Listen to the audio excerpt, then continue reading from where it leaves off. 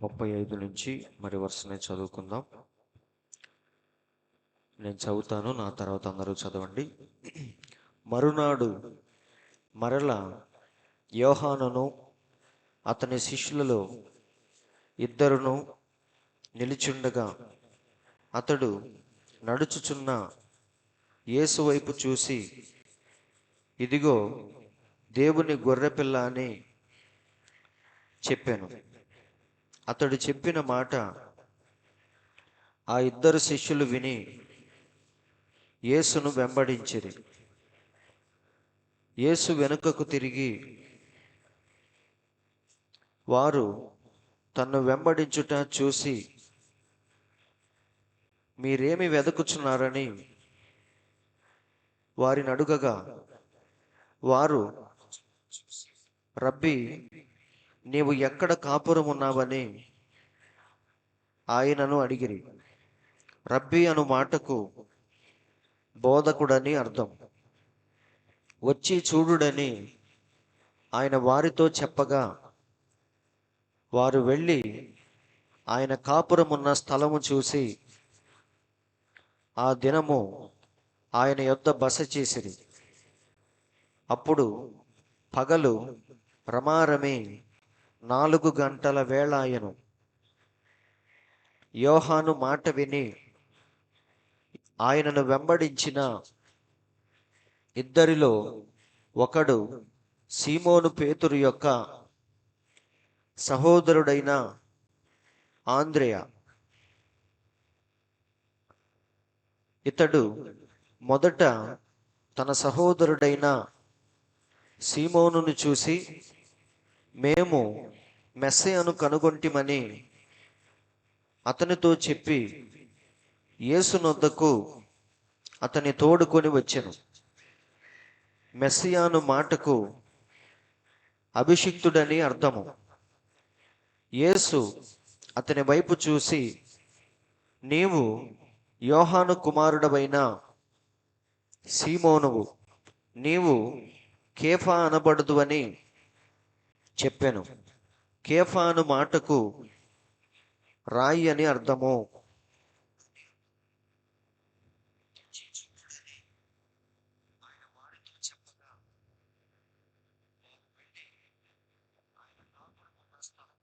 చాలండి, చిన్న ప్రార్థన చేసుకుందాం. పరిశుద్ధుడా, పరిశుద్ధుడా, జీవము కలిగిన దేవా, అత్యున్నత కృప కలిగిన మా తండ్రి, మీ పరిశుద్ధమైన ప్రశస్తమైన నామానికి ఈ ఉదయకాల సమయంలో మీకు ఎంతగానో స్తుతులు స్తోత్రములు చెల్లిస్తున్నాం ప్రభువా. కాలములను సమయములను అన్నీ కూడా మీ యొక్క స్వాధీనంలో ఉంచుకొని మా బ్రతుకుల్లో మీరు చేస్తున్న గొప్ప కార్యములను బట్టి స్తోత్రములు ప్రభువా. ఈ సమయంలో తండ్రి, మేము పాడిన పాటల ద్వారా మహిమ పొందినందుకు స్తోత్రములు. ఇప్పుడు చదవబడిన వాక్యాన్ని ఉద్దేశించి కొద్ది నిమిషాలు తండ్రి మమ్మల్ని అందరినీ మీ యొక్క ఆత్మవశంలోనికి తీసుకొని, ఏ హృదయానికి ఏ వాక్యము కావాలో అది నీవే సూటిగా తేటగా మాతో మాట్లాడి, ఆ మాటల్లో దాగి ఉన్న ప్రతి అంతరార్థాన్ని తెలుసుకుంటూ, ప్రభువా మీ యొక్క ఉద్దేశం ఏమిటో, మా పట్ల మీకున్న ప్రణాళిక ఏమిటో తెలుసుకుంటూ దాని ప్రకారముగా జీవించే కృపను మా అందరికీ దయచేయమని, రావలసిన వారిని త్వరపెట్టి స్థలానికి నడిపించమని, కొద్ది నిమిషాలు మమ్మల్ని అందరినీ మీ యొక్క ఆత్మవశంలోనికి తీసుకోమని మా ప్రభు అయిన యేసుక్రీస్తు నామములో ప్రార్థించి అడుగుచున్నాము తండ్రి, ఆమె. దయచేసి అందరూ కూర్చోండి.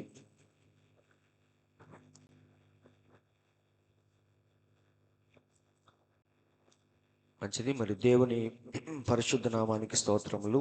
వచ్చిన మీ అందరికీ నా వందనాలు. మరి దేవుడు మనల్ని ప్రేమించి మరి ఎంతో చక్కని సమయాన్ని అనుగ్రహించాడు. మరి ఆదివారం అంటేనే అదొక ఉరుకులు పరుగులతో కూడిన జీవితంలాగా ఉంటుంది. అయినా సరే మరి ఆ ఉరుకులు పరుగులు ఇవన్నీ దేవుని కోసం కాబట్టి అవి మనకి ఎప్పుడు కూడా విసుగుదలగా అనిపించకూడదు. అవునా? జీవితం అంటేనే సమస్యలు. అవునా?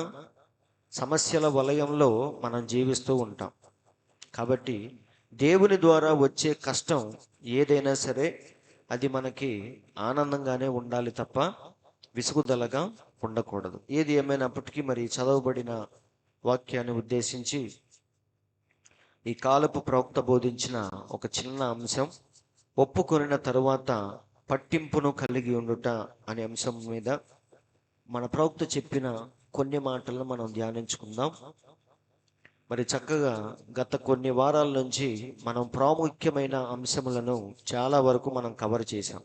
7 సంఘ కాలాలు కానీ, దానియేలు యొక్క 70 వారములు కానీ, ఇవన్నీ ఏంటంటే వధువు కోసం దేవుడు దాచిపెట్టిన ధనము లాంటిది. ఇది బయట మత శాఖల్లో మరి వారికి లేదు. ఈ అమూల్యమైన ఆహారము వారికి లేదు. కానీ దేవుడు మనల్ని ప్రేమించి వధువుని ఏం చేస్తున్నాడంటే అమూల్యమైన వాక్యముతో ఆమెను ఒక పరిపూర్ణమైన స్వారూప్యంలోనికి దినదినము ఆయన చెక్కుతూ ఉన్నాడు. కాబట్టి సహోదరులారా, మనందరికీ తెలుసు రూతు గురించి. రూతు ఎప్పుడైతే మరి పొలములో ఆమె పరిగెరుకోవటానికి వెళ్ళిందో, అప్పుడు బోయజు ఏమంటాడంటే ఆమె కోసం అక్కడక్కడ మీరు గుప్పెళ్ళు విడిచిపెట్టండి అని చెప్తాడు. అవునా? ఆమె ఏరుకుంటూ వస్తూ ఉంటుంది మీ వెనకాల. మీరేం చేయాలంటే అక్కడక్కడ కొంచెం గుప్పెళ్ళు ఆమె కోసం విడిచిపెట్టండి అని చెప్తాడు. ఆ గుప్పెళ్ళు ఏదో కాదు కానీ ప్రవక్త ద్వారా దేవుడు మనకిచ్చిన అమూల్యమైన వర్తమానమే ఆ గుప్పెళ్ళు. అవునా? కాబట్టి మరి దానియేలు 70 వారాల ద్వారా దేవుని యొక్క ప్రణాళిక ఏమిటో, మరి దేవుడు ఎలా యుగ సమాప్తి వరకు మనల్ని, యూదుల్ని, మనల్ని ఎలా దేవుడు మరి పరిపూర్ణమైన స్థితికి ఎలా తీసుకొచ్చాడో ఈ వారాలన్నీ మనం చూసాం. అయితే మరి ఈ వారం ప్రవక్త చెప్పిన ఒప్పుకున్న తర్వాత ఒక పట్టింపును కలిగి ఉండుట అనే అంశం మీద కొద్ది నిమిషాలు మనం మాట్లాడుకుందాం. మరి నిజంగా ఈరోజు మనం చూస్తే ఈ ప్రపంచం అంతా కూడా ఎవరిని పట్టించుకోని స్థితిలో ఈరోజు ప్రపంచం ఉంది. అవునా కాదా? ఈరోజు మనుషులు ఎలా ఉన్నారంటే ఎవరి పనిలో వాళ్ళు చాలా బిజీగా మారిపోయారు. ఒకప్పుడంటే మన ఇంటి పక్కన ఊళ్ళో దొంగతనం జరిగితే ఊరంతా కలిసి ఆ దొంగోడిని పట్టుకొని చెట్టుకు కట్టేసి కొట్టేవాళ్ళు. అవునా? ఊళ్ళో ఒక కుక్క మొరిగిందంటే అందరూ లేచి కూర్చునేవాళ్ళు, ఏదో జరుగుతుంది మన ఊళ్ళో అని. అంటే దాని అర్థం ఏంటి? ఆ ఊరిలో ఏం జరుగుతుందా అని ప్రతి ఒక్కడు ఒక పట్టింపు కలిగి ఉన్నాడు. పక్కింటోడిని పట్టించుకునే స్థితిలో ఉన్నారు. కానీ ఈరోజు మనం చూస్తే ఈ ప్రపంచం ఎలా మారిపోయిందంటే కనీసం మన పక్కింట్లో దొంగతనం జరిగితే లేదా ఎవడన్నా వచ్చి పేక్ కోసి చంపేస్తే కనీసం మనకు తెల్లవారేదాకా తెలియదు. అవునా కాదా? మా ఊళ్ళో ఒక ఆయన్ని చంపేశారు. అది ఎప్పుడు వెలుగులోకి వచ్చింది? తెల్లారిన తర్వాత. అవునా? కాబట్టి ఈరోజు పరిస్థితి ఎలా ఉందంటే మన పక్కింట్లో ఏం జరుగుతుందో కూడా తెలియనంత బిజీగా మనం మారిపోయాం. మనుషులందరూ ఈరోజు అలాగే ఉన్నారు. ఆఖరికి మనం కష్టపడి కన్న పిల్లల్ని కూడా పట్టించుకునే స్థితిలో ఈరోజు ఎవ్వరూ లేరు. కష్టపడి పిల్లల్ని కంటాం, కానీ వారి బాగోగులన్నీ ఇంట్లో పెద్దవాళ్ళకి అప్పచెప్పేస్తాం. అత్త మామలకో ముసలోళ్ళకో అప్పచెప్పి మనం మాత్రం ఉద్యోగాలని మన కచేరీల కోసం మనం వెళ్ళిపోతూ ఉంటాం. కాబట్టి ఇవన్నీ మనం గమనిస్తూ ఉంటే మనిషి యొక్క స్థితి, వాడి యొక్క ఆలోచన విధానం ఎలా మారిపోయిందో ఈరోజు మనకు అర్థమవుతుంది. అవునా? ప్రవక్త అంటున్నాడు ఎవ్వరి గురించి పట్టించుకునే స్థితిలో ఈరోజు మనుషులు లేరు. సేమ్ అలాగే చర్చికి వచ్చే విశ్వాసులు కూడా ఏదో పేరుకు చర్చికి వస్తున్నారు తప్ప వాక్యమును గురించిన ఒక బాధ్యత కానీ పట్టింపు కానీ ఈరోజు ఎవ్వరికీ లేదని ప్రవక్త అంటున్నాడు.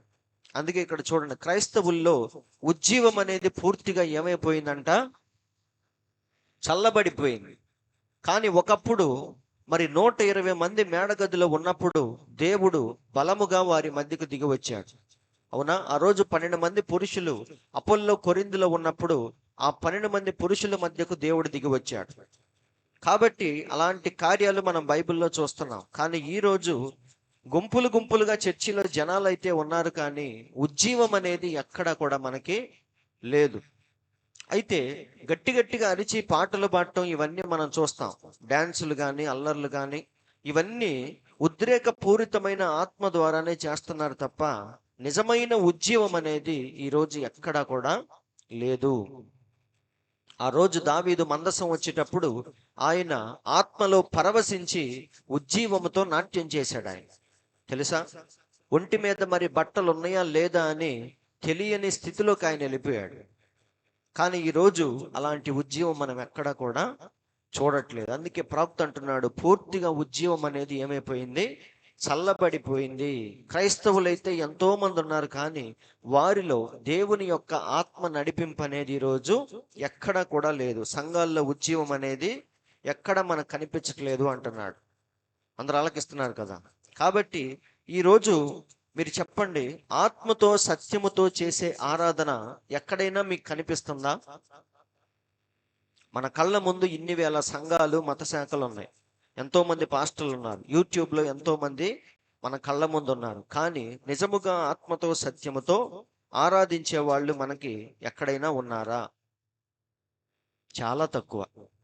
అవునా కాదా? ఎక్కడ లేరు. కానీ ఎక్కడ చూసినా మనకి ఏం కనిపిస్తుందంటే, పెదవులతో చేసే ఆరాధనే ఈరోజు మనకు కనిపిస్తా ఉంది. అవునా? ఒకప్పుడు ఎవరైనా ఒక పాట రాశారు అంటే ఎంతో అనుభవంతో పాట రాసేవాళ్ళు. దేవునిలో వాళ్ళు ఏదైతే చూశారో, అనుభవించారో దాన్ని పాటల రూపంలో రాసేవాళ్ళు. బైబిల్లో మనం చూస్తే దావీదు కీర్తన మనందరికీ తెలుసు. దావీదు ఎలా రాశాడు పాటలు? ఏదో ఆలోచించుకుంటా రాయలేదా, ఆయన అనుభవాలై. యెహోవా నా కాపరి, నాకు లేమి కలుగదు, పచ్చిక గల చోట్ల ఆయన నన్ను పరుండజేయుచున్నాడు, శాంతికరమైన జలముల యొద్దకు నన్ను నడిపించుచున్నాడు, ఆయన దుడ్డు కర్రయు ఆయన దండమును నన్ను ఆదుకొనును, నా గిన్నె నిండి పొర్లుచున్నది అని తన అనుభవాలే పాటల రూపంలో రాశాడు ఆయన. కానీ ఇప్పుడు పాటలు ఎలా ఉన్నాయంటే, కేవలం అవి పెదవులతో చేసే ఆరాధన, మ్యూజిక్ తప్ప అందులో ఏ మాత్రం కూడా లోతైన అర్థం అనేది మనకి కనిపించట్లేదు. సో ఇలాంటి ఆరాధనే ఈరోజు మనం చూస్తున్నాం. అంతేకాదండి, మీరు గమనించండి, ఉజ్జీవముతో కూడిన భక్తి ఈరోజు మనకి ఎక్కడా కనిపించట్లేదు. అవునా? పెద్ద పెద్ద గ్రౌండ్స్లో మరి ఉజ్జీవ సభలు జరుగుతూ ఉంటాయి. క్రైస్తవ ఉజ్జీవ మహాసభలు అని రాసుకొని పెద్ద పెద్ద గ్రౌండ్స్లో కొన్ని వేల మంది, లక్షల మంది కూర్చొని ఆరాధిస్తూ ఉంటారు. అది మాట్లాడితే నిజంగా ఉజ్జీవముతో కూడిన ఆరాధన కాదు. మరి దేంతో కూడిన ఆరాధన అంటే ఉద్రేకముతో కూడిన ఆరాధన. అక్కడ మనం ఏం చూస్తామంటే, నిజమైన ఉజ్జీవం మనకు కనపడదు. నిజమైన ఉజ్జీవం మనలో ఏం తీసుకొచ్చిందంటే, అక్కడ పశ్చాత్తాపం తీసుకొచ్చింది. లోకాన్ని విడిచిపెట్టి దేవునిలోకి నువ్వు రక్షణ పొంది లోపలికి వచ్చేస్తావు. గబగబా ఆ రోజు ఎలాగైతే జంతువులన్నీ నోవాహు యొక్క ఓడలోనికి పరిగెత్తుకుంటూ వచ్చినాయో, ఒక పాపి కూడా లోకాన్ని విడిచిపెట్టి దేవునిలోకి అలా వచ్చేస్తాడు. అది ఆత్మ నడిపింపు అంటే. కానీ ఈరోజు మనం చూసేదంతా ఏంటంటే, ఉద్రేకపూరితమైన ఆత్మలే ఈరోజు మనం చూస్తున్నాం. పాస్టర్ గారిలో ఏ ఉద్రేకం అయితే ఉంటుందో విశ్వాసుల్లో కూడా అదే ఉద్రేకం వెళ్ళింది. అవునా? ముందు 10 మైకులు పెట్టుకుంటాడు, గట్టి గట్టిగా అరుస్తూ ఉంటాడు, దానికి ఎక్కువ కానీ ఏదో ఒకటి ఇస్తాడు. సో ఈ సెటప్ చూసి వచ్చిన వాళ్ళు ఏం చేస్తూ ఉంటారు? అరుస్తూ ఉంటారు. వింటున్నారండి? కాబట్టి అదే పరిశుద్ధాత్మ నడిపింపని ఒకలాంటి మనల్ని భ్రమపరుస్తూ ఉంటారు. పాస్టర్లు కూడా ఏమంటారంటే, ఇదే పరిశుద్ధాత్మ అంటారు.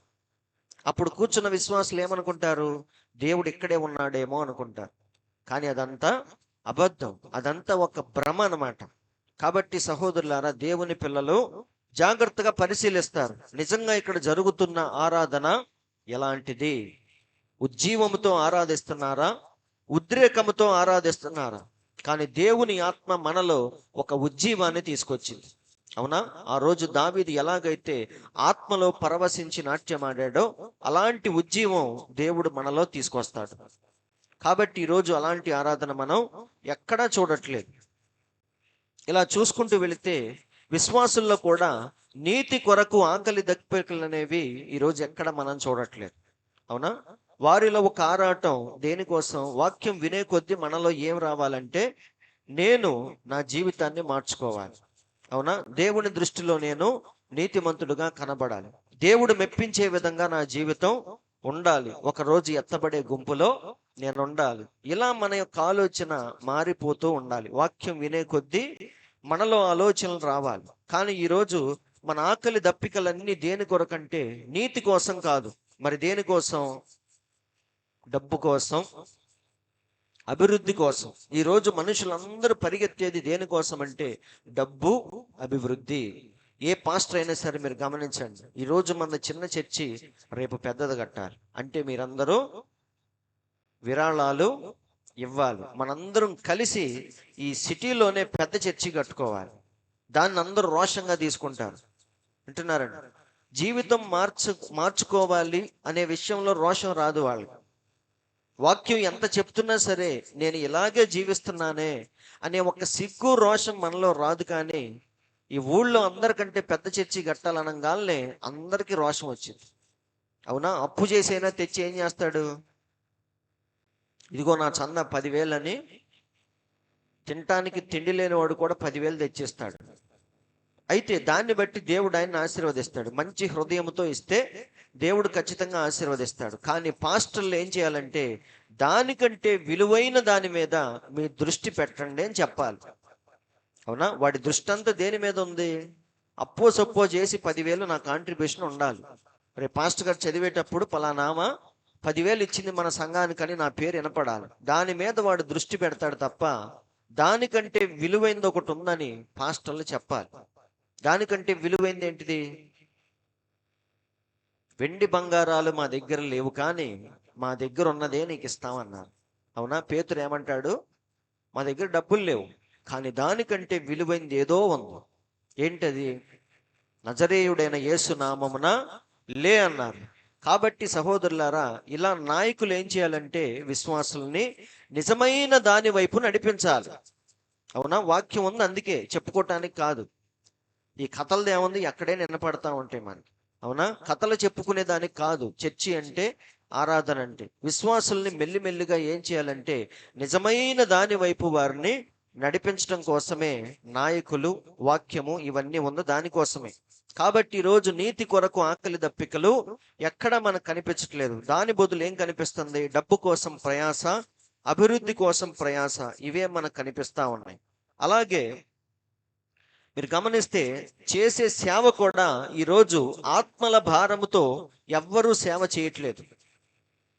అంటున్నారు. ఒకప్పుడు సేవ అంటే ఎలా ఉండేది? తిన్నా తినకపోయినా, కానుకలు వచ్చినా రాకపోయినా వారు అన్ని త్యాగం చేసుకొని సేవకి వెళ్ళేవాళ్ళు. అవునా? ఒక చోట అన్నం పెడతారు, ఒక చోట ఏమి పెట్టరు. ఒక చోట కానుకిస్తారు, ఒక చోట ఏమి ఇవ్వరు. ఒక చోట సువార్తను అంగీకరిస్తారు, ఒక చోట రాళ్ళు తీసుకొని కూడా కొడతారు. మరి ఇలాంటి పరిస్థితులన్నిటికీ తట్టుకొని ఆత్మల భారముతో సేవ చేశారు ఒకప్పుడు. కానీ ఇప్పుడు ఎలా ఉంది? వాడు సువార్త చెప్పినా, సేవ చేసినా, దేవుడు నన్ను పిలిచాడని చెప్పి వచ్చినా దేనికోసం వస్తున్నాడు? పేరు ప్రఖ్యాతుల కోసమే ఈరోజు పాస్టర్లు అందరూ కూడా ప్రయాసపడుతున్నారు. అందరూ ఆలకిస్తున్నారండి. దేవుడు ప్రతి మనిషికి ఏదో ఒక తలాంత్ ఇస్తాడు. అవునా? స్కూల్లో మనం వింటా ఉంటాం, ప్రతి వాడిలో ఏదో ఒక టాలెంట్ ఉందని మాస్టర్ గుర్తిస్తాడు, మనకు తెలియదు. వింటున్నారండి? నేను ఫస్ట్ క్లాస్ చదివేటప్పుడు మా క్లాస్ టీచర్ మేరీ క్వీన్ అని ఒక టీచర్ ఉండేది. నేను ఫస్ట్ క్లాస్లో ఉన్నప్పుడు, నేను 10th క్లాస్కి వచ్చిన తర్వాత మళ్ళీ ఆ మేడమే సోషల్ స్టడీస్కి వచ్చింది మా క్లాస్కి. అప్పుడు మాటల సందట్లో అంటుంది, పాల్ రవికి చాలా మెమరీ పవర్ ఎక్కువ అని చెప్పింది. నాకు అర్థం కాలేదు. ఆమె నన్ను ఎప్పుడు చూసింది, ఎప్పుడు తెలుసు అసలు నా గురించి? కానీ ఏమంటుంది ఆమె? నీకు చాలా మెమరీ పవర్ ఎక్కువ అని చెప్పి. వింటున్నారండి? ఒక్కొక్కసారి మనలో మనకి తెలియదు, కానీ అవతల వాళ్ళు దాన్ని గుర్తిస్తారు. కాబట్టి ఈరోజు మన ప్రయాస దేనికోసం? ఏదో పేరు ప్రఖ్యాతులు పొందటానికే మనం ప్రయాస పడతా ఉన్నాం తప్ప నిజమైన భారముతో కూడిన సేవ ఈరోజు మనం ఎక్కడా కూడా చూడట్లేదు. కానీ బైబిల్లో మనం గమనిస్తే అపోస్తుడైన పౌలు ఏమన్నాడంటే ఒక మంచి మాట చెప్పాడు. చూడండి, అపోస్తుడైన పౌలు సంఘములను గూర్చిన భారము దినదినము నాకు కలుగుచున్నది అన్నాడు. ఏమన్నాడు ఆయన? ఆయన జీవితాన్ని ఒక్కసారి మీరు గమనిస్తే మరి నిజంగా ఆయన గొప్ప బోధకుడైన, అపోస్తుడైనా, ఆయన ఎక్కడ కూడా ఈరోజు పాస్టర్లు మీరు చూడండి, ఎక్కడికి వెళ్ళిన వారికి రాజభోగం ఉండాలి. అవునా? మంచి ఆహారం పెట్టాలి, మంచి హోటల్లో వారికి రూమ్ బుక్ చేయాలి. మర్యాదల్లో ఏమైనా తేడా వస్తే మాత్రం అమాంతంగా వెళ్ళిపోతారు. కానీ పౌలును మనం గమనిస్తే ఎక్కడికి వెళ్ళినా సరే ఆయనకి అవమానాలు, బాధలు, రాళ్ల దెబ్బలు, కొరడా దెబ్బలే. ఒకసారి మనం చూద్దాం 2వ కొరింథీయులకు రాసిన పత్రిక 11వ అధ్యాయము 22 నుంచి ఒకసారి మీరు చదివితే మీకు అర్థమైంది పౌలు యొక్క సేవా జీవితం ఎలా ఉంది. ఈ రోజు పాస్టర్లు చేసే సేవ ఎలా ఉంది? చాలా కంఫర్ట్గా, చాలా సుఖంగా, చక్కగా కారుల్లో పక్కన 2-3 ఉంటారు. దేనికి? మైకులు మోయటానికి, బ్యాగులు మోయటానికి, ఏంటి కాళ్ళు ఒత్తటానికి చెప్పాలంటే. దానికోసం పక్కన 2-3 ఎప్పుడు పెట్టుకొని అదొక ఎలా అంటే ఒక రాజకీయ నాయకుడు వెళ్ళినట్టుగా మనం ఈరోజు సేవకి వెళ్తున్నామండి. మనం వెళ్ళేసరికి అక్కడ మనకి దండలు పట్టుకొని ఆహ్వానించడానికి 10 మంది ఉండాలి. మనం ఉంటామంటే మనకి మంచి హోటల్లో రూమ్ బుక్ చేయాలి, శ్రేష్టమైన ఆహారం మనకు పెట్టాలి. ఇలా అన్ని మర్యాదలు కరెక్ట్గా జరిగితేనే ఆ పాస్టర్ మళ్ళీ మళ్ళీ వస్తాడు. ఎక్కడైనా తేడా జరిగిందనుకో ఇక ఆ ఊరికి మీటింగ్స్కి వెళ్ళడు ఆయన. అంటే ఏంటి? అక్కడ ఆత్మల గురించి, సంఘము గురించి, విశ్వాసుల గురించి భారం లేదు ఆయనకి. అక్కడ మర్యాదలు సరిగ్గా జరుగుతున్నాయా లేదా వాటి గురించి ఆయన ఆలోచిస్తూ ఉంటాడు. వింటున్నారండి? ఆ మీటింగ్లో ఆయన గురించి ఒక 10 నిమిషాలు హైలైట్ చేయాలి. ఆయన గొప్పతనం ఏంటో ప్రజలకు చెప్పాలి. వింటున్నారండి? కాబట్టి ఈరోజు పాస్టర్ల యొక్క వైఖరి అంటే విధానం ఎలా ఉందో బైబిల్లో మనం చూస్తే పౌలు యొక్క విధానం ఎలా ఉందో ఒక్కసారి మీరు కంపేర్ చేసుకోండి. 22 నుంచి చదవండి, మీకు అర్థమైంది.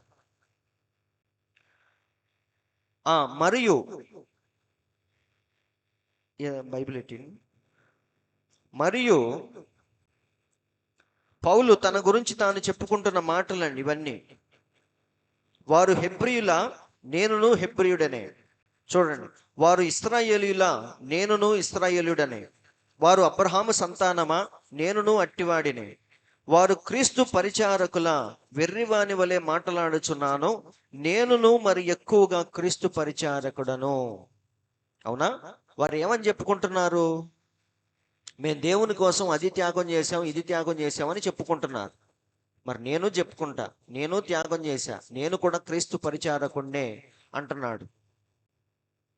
ఇక మీరు చదువుకుంటూ వెళితే మీకు చక్కగా అర్థమైంది. మరి ఎక్కువగా క్రీస్తు పరిచారకుడను, మరి విశేషముగా ప్రయాసపడి తిని, మరి అనేక పర్యాయములు చెరసాలలో ఉంటిని, అపరిమితముగా దెబ్బలు తింటిని, అనేక మార్లు ప్రాణాపాయములలో ఉంటిని, యూదుల చేత 5 మార్లు 1 తక్కువ 40 దెబ్బలు తింటిని, ముమ్మారు బెత్తములతో కొట్టబడి తిని, ఒకసారి రాళ్లతో కొట్టబడి తిని, ముమ్మారు ఓడ పగిలి శ్రమ పడి తిని, ఒక రాత్రింబగళ్ళు సముద్రములో గడిపి తిని, అనేక పర్యాయములు ప్రయాణముల్లోను, నదుల వలనైన ఆపదల్లోను. ఇలా మనం చూసుకుంటూ వెళితే ఆయన జీవితం అంతా కష్టాలు, అవమానాలు, బాధలు ఇవే కనిపిస్తాయండి. రాజభోగం అనుభవించినట్టు ఎక్కడ లేదు ఆయన. ఇంకా చెప్పాలంటే సౌలుగా ఉండి సంఘాన్ని హింసించినప్పుడు ఆయన కాస్తో కూస్తో హ్యాపీగా బతికాడు. అవునా? చక్కగా రథం మీద తిరుగుతున్నాడు, అందరినీ హింసించుకుంటూ, కావలసినంత డబ్బు, పేరు ప్రఖ్యాతులు, నాలెడ్జ్ అన్నీ ఉన్నాయి. కానీ వాటన్నిటిని విడిచిపెట్టి ఎప్పుడైతే పౌలుగా మారాడో ఇక ఆయన జీవితం అంతా శ్రమలు, బాధలు, కష్టాలు. కానీ వీటితో కలిసి ఆయన ముందుకెళ్ళాడే తప్ప ఏ రోజు కూడా సేవను విడిచిపెడదాం, ఈ జీవితం ఏంటి ఇలా ఉంది అని ఎప్పుడు ఆయన బాధపడలేదు. అంటే అంత భారము కలిగి, పట్టింపు కలిగి జీవించాడు ఆయన. అలా చెప్పి చెప్పి చెప్పి లాస్ట్లో ఏమంటున్నాడో చూడండి, 11:28. ఇవన్నీ కాక, అంటే చెప్పిన బాధలన్నీ కాకుండా సంఘములన్నిటినీ గూర్చిన చింతయు నాకు కలదు. ఇది అసలైన భారం పౌలులో మనం చూడొచ్చండి. అపోస్తులైన పౌల్లో దేని గూర్చి చింత ఆయనకి? ఎలా గొప్పోడవ్వాలనా, ఇంకో 10 చర్చిలు ఎలా కట్టాలనా? కాదండి, సంఘములను గూర్చిన చింత ఆయనకు ఉందంట. ఈ భారము దినదినము నాకు కలుగుచున్నది. ఏ భారము? ఆత్మలను గూర్చిన భారం దినదినము ఆయనలో కలుగుతూ ఉందంట. అందుకే మీరు గమనిస్తే ఒక సంఘాన్ని విడిచిపెట్టి పౌలు వేరొకరికి అప్పచెప్పి సంఘాన్ని విడిచిపెట్టి వెళ్ళిపోయిన తర్వాత మళ్ళీ ఆ సంఘాన్ని గుర్తు చేసుకొని వారికి ఉత్తరాలు రాస్తూ ఉన్నాడు. అవునా? అయ్యే మనం చూస్తాం. ఫిలిప్పీలకు రాసిన పత్రిక, గలతీలకు రాసిన పత్రిక, కొలసీలకు రాసిన పత్రిక, హెబ్రీలకు రాసిన పత్రిక, ఇలా కొత్త నిబంధన అంతా కూడా పౌలు రాసిన పత్రికలతో నిండిపోయింది. అంటే ఏంటి? ఆయన మన ఊరు వచ్చాడు, సంఘాన్ని స్థాపించాడు, రక్షణలోకి నడిపించాడు. ఒక ఆయనకి సంఘాన్ని అప్పచెప్పి ఆయన వేరొక చోటకు వెళ్ళిపోయాడు. వెళ్ళిపోయిన తర్వాత ఇక ఈ సంఘం గురించి నాకెందుకులే అనుకోలేదు ఆయన. మనం వేరే వాడికి ఇచ్చేసాం కదా, ఇంకా నాకెందుకులే అనుకోలేదు ఆయన. మళ్ళీ ఆ సంఘాలన్నిటినీ జ్ఞాపకం చేసుకుంటూ వారికి ఉత్తరాలు రాసుకుంటూ కూర్చున్నాడు ఆయన. అంటే ఎంత భారము కలిగి సేవ చేశాడో దీన్ని బట్టి మనకి అర్థమవుతుంది. అందరూ ఆలకిస్తున్నారండి. కానీ ఈరోజు మనం చేసే సేవ కానీ, దేవునికి మనం చేసే పరిచర్య కానీ, ఇవన్నీ కూడా ఎలా ఉన్నాయి? ఎలాంటి పట్టింపు లేకుండా నిమ్మకు నీరెత్తినట్టుగా. అప్పుడప్పుడు మనం అంటాం కదా, ఇంతలా అరుస్తుంటే ఏమి పట్టనట్టు ఎలా నుంచున్నాడో చూడు అని. సేమ్ అలాగే ఈరోజు క్రైస్తవులు కూడా అలా మారిపోయారు. అందరూ ఆలోకిస్తున్నారండి. అందుకే ప్రవక్త బాధపడుతున్నాడు. క్రైస్తవుల్లో ఈరోజు దేని గురించి పట్టింపు లేని క్రైస్తవుల్నే ఈరోజు మనం చూస్తున్నాం అంటున్నాడు. కానీ చర్చిలన్నీ ఫుల్గా ఉన్నాయి. 10 చర్చిలు ఉంటే మీ ఊళ్ళో 10 చర్చిలు ఫుల్ అయిపోతాయి. మరి ఆ జనం ఎక్కడి నుంచి వస్తారో తెలియదు. కానీ మీ వీధిలో ఎన్ని గుళ్ళు అయితే ఉన్నాయో అన్ని గుళ్ళకే న్యాయం జరుగుతూ ఉంటుంది. అవునా కాదా? పాస్టర్లందరినీ దేవుడు ఏదో ఒక విధంగా పోషిస్తానే ఉంటాడు. కానీ ఎలాంటి క్రైస్తవుల్ని మనం చూస్తున్నామంటే, దేని గురించి పట్టింపు లేని క్రైస్తవుల్నే ఈరోజు మన సంఘాల్లో చూస్తున్నాం. కానీ దేవుడు మాత్రం చిన్న మంద అయిన వధువుకు మాత్రం ఈ విషయాలన్నీ చెప్పి ఆమెను ప్రిపేర్ చేస్తా ఉన్నాడు. అసలైన వధువుగా దేవుడు తీర్చిదిద్దుతా ఉన్నాడు. అవునా? అందుకే ప్రవక్త అంటున్నాడు, చూడండి, ఈరోజు దేవుని గూర్చిన పట్టింపు, భారము, బాధ్యతలు ఇవేమీ కూడా మనుషుల్లో లేవు అంటున్నాడు. జస్ట్ వచ్చి వెళుతున్నారు అంతే. వస్తున్నారు, కాసేపు వాక్యం వింటున్నారు, 2 పాటలు పాడుతున్నారు, టైం అయిపోగానే చూసుకుని. ఎందుకంటే వాళ్ళకి మళ్ళీ బోల్డ్ అనే పనులు ఉంటాయి. ప్రార్థన ఒక్కటే కాదండి, ఆదివారం వాళ్ళకి 100 పనులు ఉంటాయి. ఆ 100 పనుల్లో ఒక పని ఏంటంటే దేవుని పని. అవునా? కాబట్టి ఆ పని టకటకా చూసుకుంటారు, మిగతా పనులకు వాళ్ళు వెళ్ళిపోతా ఉంటారు. విన్న వాక్యం ఎటుపోయిందో తెలియదు, ఆ హెచ్చరికలన్నీ ఎటుపోయినాయో తెలియదు. వింటున్నారండి? కాబట్టి దేవుని గూర్చిన ఒక పట్టింపు కానీ, భారము కానీ, బాధ్యతలు కానీ ఈరోజు ఎవ్వరికి ఎందుకు లేవంటే దానికి కారణం ఏంటో ప్రవక్త చెప్తున్నాడు ఇక్కడ. చూడండి, నీకు అవన్నీ ఉండాలి అంటే ముందు నీకు సరైన దేవుని పట్ల ఒక నిశ్చయత, ఒక ఒప్పుకోలు, ఒక ఖచ్చితమైన క్లారిటీ నీకు ఉండాలి. ముందు నీకు స్పష్టత ఉంటేనే నువ్వు ఇంకొకటికి చెప్పగలవు. ఇప్పుడు ఎవరైనా వచ్చి మిమ్మల్ని అడగొచ్చు, ఏ చర్చికి వెళ్తున్నారు మీరని. రఘు పాస్టర్ గారు చర్చికి వెళ్తున్నామని చెప్తారు. మీరు ఏ బాప్తీసం తీసుకున్నారు అంటారు. యేసుక్రీస్తు నామంలో బాప్తీసం తీసుకున్నాం అంటారు. ఇప్పుడు వాళ్ళు అడుగుతారు, మరి మత్తయి సువార్తలో దేవుడు వేరొక నామంలో ఇవ్వమని చెప్పాడు కదా, అలా తీసుకోవాలి కదా అని అడుగుతారు. అప్పుడు మీరేం చెప్తారు? మనం వాళ్ళకి ఏమన్నా చెప్పాలి అంటే ముందు నీకు దాని పట్ల సరైన అవగాహన, ఒప్పుకోలు, నేను నమ్మింది నిజమే అనే ఒక నిశ్చయత నీకు ఉండాలి. ఉంటే తప్ప నువ్వు ఎవరికి చెప్పలేవు. ఇప్పుడు విశ్వాసులు ఎలా ఉన్నారంటే, ఏమో మా పాస్టర్ గారు ఆ బాప్తీసమే నిజమని చెప్పాడు, అందులోనే ముంచాడు. అది మనం చెప్తాం. అవునా? బల్లారాధన ఎప్పుడు తీసుకుంటారు మీరు? మేము రాత్రిపూట తీసుకుంటాం, మేము పగలు తీసుకుంటాం. ఎందుకు రాత్రిపూటే తీసుకుంటారు? చెప్పలేం, మనం సరిగ్గా చెప్పలేము. బైబిల్లో రాత్రి అని రాసింది కదా అంటాం. అవునా? ఎక్కడ రాసింది ఏంటి చెప్పు అంటే మనం సరిగ్గా చెప్పలేం. ఎందుకంటే మనకి సరైన అవగాహన అనేది లేదు, ఒక నిశ్చయత అనేది లేదు. మనం దేన్నైతే కలిగి ఉన్నామో, ఏ మార్గంలో మనం వెళుతున్నామో దాన్ని గూర్చిన స్పష్టత ముందు మనకే లేదు. కాబట్టి ఎవరైనా వచ్చి అడిగితే మనం ఈరోజు చెప్పలేని పరిస్థితిలో ఉన్నాం. అంతేకాదండి, ఇంకొక వ్యక్తిని మార్చలేని పరిస్థితిలో కూడా మనం ఈరోజు ఉన్నాం. మన ఇంటి పక్కనే సువార్త తెలియని వాళ్ళు, వర్తమానం తెలియని వాళ్ళు చాలా మంది ఉండొచ్చు. కానీ వారికి చెప్పి మనం ఎందుకు మార్చలేకపోతున్నామంటే మనకే ముందు ఆ క్లారిటీ అనేది లేదు. వింటున్నారండి? క్లారిటీ కాదు, చెప్పాలంటే ప్రవక్త అంటున్నాడు, ఆ ఒప్పుకోలు. నిజంగా నువ్వు దేవునితో ఒక వ్యక్తిగత సంబంధాన్ని కలిగి ఉంటే, నీ జీవితంలో దేవుణ్ణి గనక నువ్వు చూడగలిగితే, నువ్వు ఖచ్చితంగా మౌనముగా అయితే ఉండలేవంట. ఎందుకని? నిజమైన దాన్ని మనం పొందుకున్నప్పుడు ఏ మనిషి కూడా మౌనముగా ఉండలేడు. వాడు వెళుతున్న మార్గం సరైందో కాదో తెలియదు కాబట్టి మనం సైలెంట్గా ఉంటాం. అవునా? మీరు గమనించండి. అరే ఇందాకెందుకు మాట్లాడలేదు నువ్వంటే మనం ఏమంటాం? ఏమో తెలిసి తెలియకుండా ఎందుకులే అని కామ్గా ఉన్నాను. అన్నీ తెలిసి మాట్లాడాలి, తెలియకుండా ఎందుకులే అని చెప్పేసి నేను నలుగురిలో మాట్లాడలేదు అంటారు. అది నిజమేనా? వాడికి నిజంగానే తెలియదు కాబట్టి అక్కడ ఏం చేశాడు? లోపల ఎమోషన్ ఉన్నా సరే కంట్రోల్ చేసుకుంటాడు. ఎందుకని? ఏం తప్పుడు మాట మాట్లాడితే ఏమైద్దో అని ఒకలాంటి భయంతో మనం ఏం చేస్తామంటే ఎదుటివాడికి చెప్పలేం. ఇదిరా నిజమని మనం చెప్పాలంటే ముందు మనం పూర్తిగా దాన్ని నమ్మాలి, దాని మీద నిలబడాలి. ఒక నిశ్చయత అనేది మనకు ఉండాలి. ఉన్నప్పుడు మనం ఏం చేస్తాం?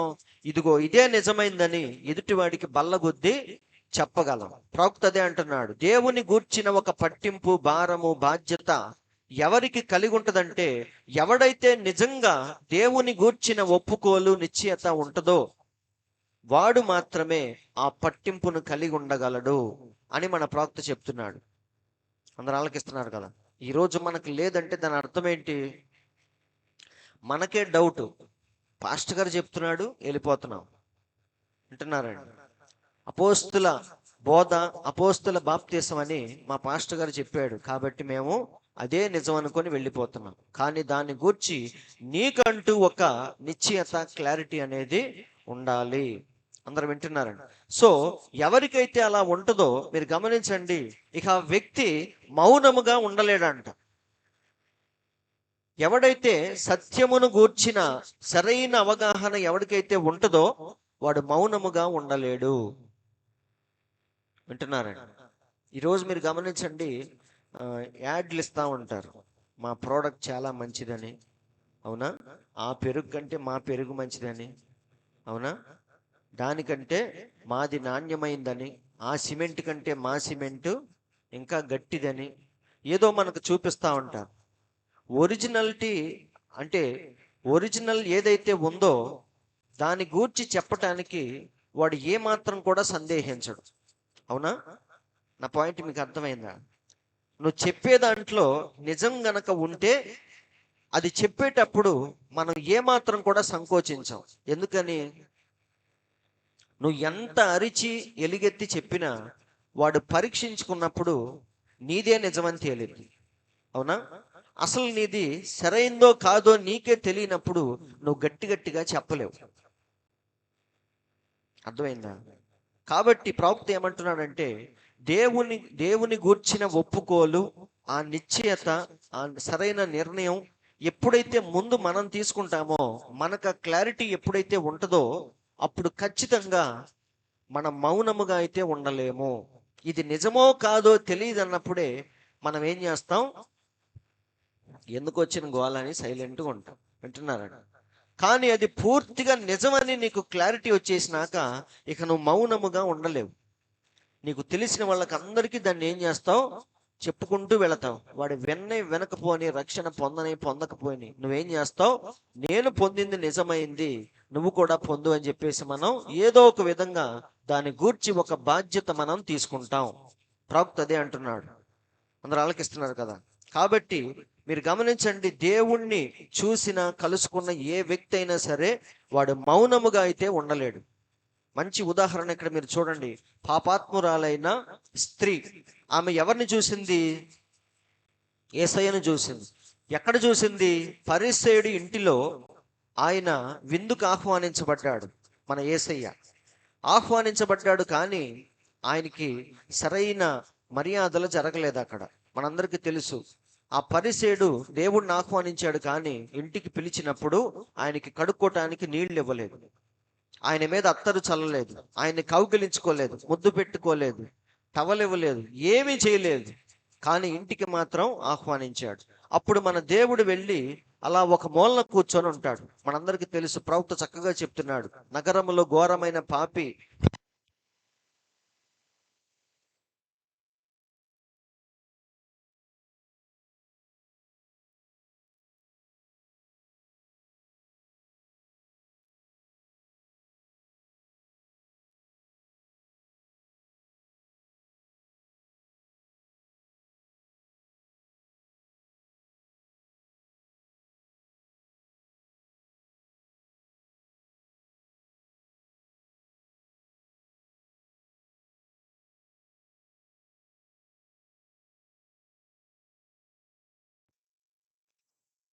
మంచిది, మళ్ళీ దేవుడు కరెంట్ ఇచ్చాడు. దేవునికి స్తోత్రం కలుగునుగాక.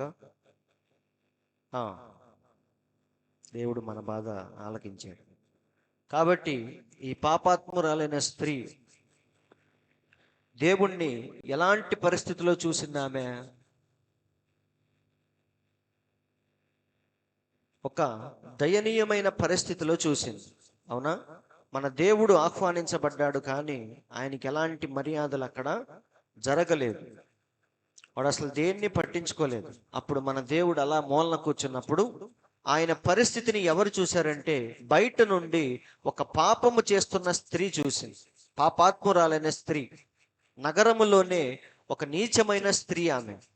కానీ ఎప్పుడైతే దేవుణ్ణి చూసిందో, ఇక ఆమె పరుగున ఇంటికి పరిగెత్తి ఏం చేసింది? ఇంట్లో ఉన్న డబ్బంతా పోగు చేసింది.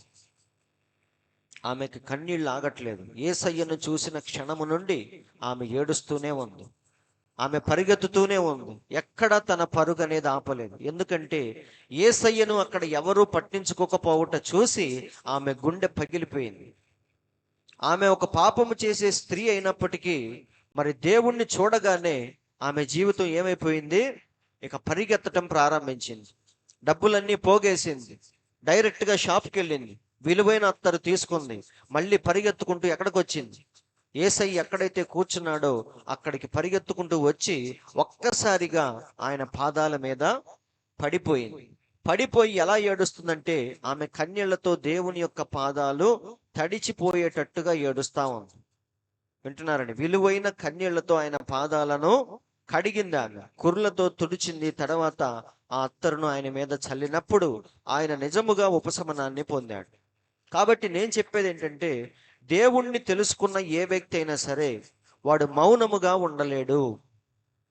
వాడు పరిగెత్తుతూనే ఉంటాడు. నిజమండి, మన జీవితం ఎప్పుడు కూడా దేవునిలో పరిగెత్తుతూనే ఉండాలి. ఇది ఒక జర్నీ లాంటిది, అంతేగాని ఏదో ఒక చోట సెటిల్ అయిపోయేది కాదు. బైబిల్లో చక్కగా ఉంది, మనము యాత్రికులము పరదేశులము. అవునా? ఈ భూమి మీదకి వచ్చింది దేనికోసం అంటే, ఈ జర్నీ కోసమే మనం వచ్చాం. అవునా? మనం ప్రయాణిస్తూ పౌలు ఏం చేశాడంటే, మంచి పోరాటము పోరాడి తిని నా పరుగును కడముట్టించి తిని అని చెప్పి ఆయన పరిగెత్తుతూ జీవితాన్ని ఆపేశాడు తప్ప ఒక చోట సెటిల్ అయిపోలేదు ఆయన. కాబట్టి ఈ స్త్రీ కూడా ఏం చేసిందంటే, దేవుణ్ణి చూసిన దగ్గర నుంచి ఆమె పరిగెత్తుతూనే ఉంది. అవునా? అందుకే లాస్ట్ లో దేవుడు ఏమన్నాడంటే, ఈమె నన్ను విస్తారముగా ప్రేమించింది కాబట్టి ఈమె విస్తారమైన పాపాలని నేను క్షమించాను అని చెప్పాడు. అలాగే మీరు ఇక్కడ చూడండి, అబ్రహాము వయసు ఎంత అంటే, దేవుడు ఆయన దగ్గరకు వచ్చినప్పుడు ఆయన వయసు 99 సంవత్సరాలు. అంటే పండు ముసలాడు. 99 ఏళ్ళు అంటే మీరు అర్థం చేసుకోండి ఆయన ఎలా ఉంటాడు. అవునా? కానీ అబ్రహాముకు తెలుసు, నన్ను పిలిచిన దేవుడు నిజమైన దేవుడు, జీవము కలిగిన దేవుడు అని. 25 సంవత్సరాలు అందుకే ఆయన పరిగెత్తుతూనే ఉన్నాడు. ఒక సంవత్సరం చూసి ఎందుకు లేని చెప్పేసి వెనక్కి వెళ్ళిపోలేదు. ఒక 10 సంవత్సరాలు చూసి మళ్ళీ కల్దీల దేశం వెళ్ళిపోలేదు. ఇలా 24 సంవత్సరాలు ఎదురు చూశాడు. ఇప్పుడు ఆయన వయసు ఎంత అంటే 99 సంవత్సరాలు. అప్పుడు దేవుడు ఆయన దర్శించడానికి మమ్రే దగ్గర ఉన్న సింధూర వనములో దేవుడు ఆయన దర్శించడానికి వచ్చాడు. అప్పుడు అబ్రహాము కన్నులెత్తి చూసినప్పుడు ఆయనకి 3 మనుషులు కనిపించారు.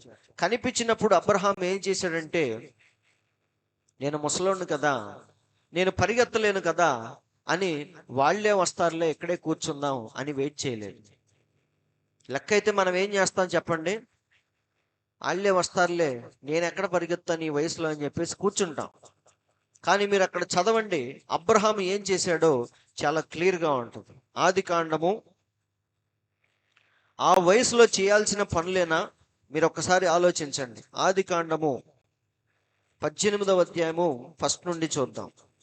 మరియు మమ్రే దగ్గర ఉన్న సింధూర వనములో అబ్రహాము ఎండవేళ గుడారపు ద్వారమందు కూర్చొని ఉన్నప్పుడు యెహోవా అతనికి కనబడెను. అతడు కన్నులెత్తి చూసినప్పుడు 3 మనుషులు అతని ఎదుట నిలవబడి ఉండిరి. అతడు వారిని చూసి గుడారపు వాకిట నుండి వారిని ఎదుర్కొనుటకు పరిగెత్తి ఏం చేశాడంట? 99 సంవత్సరాల వయసులో ముసలైన దేవుణ్ణి చూసి పరిగెత్తుకుంటూ వెళ్ళాడు. వింటున్నారండి? ఈ రోజు మనకు వయసు ఉండి కుర్రోళ్ళమై కూడా మనం ఏం చేస్తున్నాం? యెహోవా కార్యమును అశ్రద్ధగా చేస్తున్నాం. బైబిల్లో చాలా క్లియర్గా ఉంది, యెహోవా కార్యమును అశ్రద్ధగా చేయువాడు శాపగ్రస్తుడు. వింటున్నారండి? కానీ ఇక్కడ అబ్రహాం మాత్రం ఏం చేస్తున్నాడు? చెంగు చెంగున పరిగెత్తుతా ఉన్నాడు. ఎందుకంటే ఆయన చూసింది ఎవరిని? జీవము కలిగిన దేవుణ్ణి ఆయన చూశాడు. పక్కింటి ఆయన కోసం కాదు పరిగెత్తింది ఆయన. మనం ఏం చేస్తాం చెప్పండి? చుట్టాలు ఇంటికి రాగానే పరిగెత్తుకుంటా, ఉన్నా లేకపోయినా ఎక్కడో చోట తెచ్చి వాడికి మర్యాదలన్నీ చేసి మనం ఒక గొప్ప పేరు తెచ్చుకోవటానికి ప్రయత్నిస్తూ ఉంటాం. కానీ అబ్రహాం మాత్రం పరిగెత్తింది ఎవరి కోసం? దేవుని కోసం పరిగెత్తాడు. దేవుణ్ణి చూసిన ఏ వ్యక్తి కూడా వాడు మౌనముగా ఉండలేడు, పరిగెత్తుతూనే ఉంటాడు. కాబట్టి అబ్రహాము కూడా తన వయసుని అన్నిటినీ పక్కన పెట్టి పరిగెత్తుకుంటూ వెళ్ళి ఏం చేశాడు? ఎదుర్కొనుటకు పరిగెత్తి నేల మట్టుకు వంగాడంట. అవునా? నడుము లొంగిపోయి మోకాళ్ళ చెప్పులు అరిగిపోయి ఆయన నడవలేని స్థితిలో ఉంటే దేవుని దగ్గరికి వెళ్ళి ఏం చేస్తున్నాడు? నేల మట్టుకు వంగి సాష్టాంగపడి నమస్కారం చేస్తున్నాడు. కాబట్టి ఇవన్నీ మనం గమనిస్తే దేవుణ్ణి చూసిన వ్యక్తులు బైబిల్లో వారు ఎలా పరుగులెత్తారో మనకు కనిపిస్తూ ఉంటుంది. పాపాత్మురాలైన స్త్రీ ఏం చేసింది? పరిగెత్తుకుంటూ ఇంటికి వెళ్ళిందా లేదా? అక్కడి నుంచి మళ్ళీ షాపుకి పరిగెత్తిందా లేదా? మళ్ళీ అక్కడి నుంచి దేవుడు ఎక్కడైతే ఉన్నాడో అక్కడ పరిగెత్తుకుంటా వచ్చింది. లోపల ఎక్కడో యేసయ్యను చూసింది. ఇప్పుడు లోపలికి ఎట్లా వెళ్ళాలి? నాకేం ఆహ్వానం లేదు, ఆమెను ఎవరో పిలవలేదు ఫంక్షన్కి, కానీ లోపలికి వెళ్ళాలి, ఎలాగైనా దేవుణ్ణి కలుసుకోవాలి. కాబట్టి ఆమెలో ఉన్న ఆరాటం ఏం చేసిందంటే ఆమెను మౌనముగా ఉండనీయలేదు. ఆమె పరిగెత్తుతూనే ఉంది. ఇక్కడ అబ్రహాం కూడా ఏం చేస్తున్నాడు? దేవుణ్ణి చూసిన క్షణము నుండి ఆయన పరిగెత్తుతూనే ఉన్నాడు. ముందు దేవుని దగ్గరికి పరిగెత్తాడు, సాష్టాంగపడి నమస్కారం చేశాడు, ఇంటికి తీసుకొచ్చాడు. అక్కడి నుంచి మళ్ళీ ఎక్కడికి పరిగెత్తాడు? శారా దగ్గరికి పరిగెత్తాడు. అర్జెంటుగా 3 మానికల పిండి నువ్వు సిద్ధం చేయి, రొట్టెలు చేయి అని చెప్పాడు. అక్కడి నుంచి మళ్ళీ ఎక్కడికి వెళ్ళాడు? ఆ పశువుల శాలలోకి వెళ్ళాడు. అక్కడికి వెళ్ళిన తర్వాత ఒక చిన్న లేగ దూడను వధించమని వారికి చెప్పాడు. ఇలా వారు ఉన్నంతసేపు అబ్రహాము పరిగెత్తుతూనే ఉన్నాడు. వింటున్నారండి? ఎందుకంటే ఆయన చూసింది ఎవరిని? ఒక మినిస్టర్ని కాదండి. ఒక మినిస్టర్కి మనం హడలెత్తిపోతా ఉంటాం, ఆయన వచ్చాడంటే ఏం చేయాలో అని. అవునా? ఒక రాజకీయ నాయకుడు మన ఇంటికి వచ్చాడంటే మనం వెలవెల్లాడిపోతాం. కానీ వీరందరినీ మించిన గొప్ప దేవుడు మన దగ్గరికి వస్తే మాత్రం మనం ఈరోజు ఎలా ఉన్నాం? నిమ్మకు నీరెత్తినట్టు పట్టించుకోకుండా అలా ఉన్నాం. కానీ దేవుని పిల్లలు మాత్రం ఎక్కడైనా సరే వారు ఉరుకులు పరుగులు.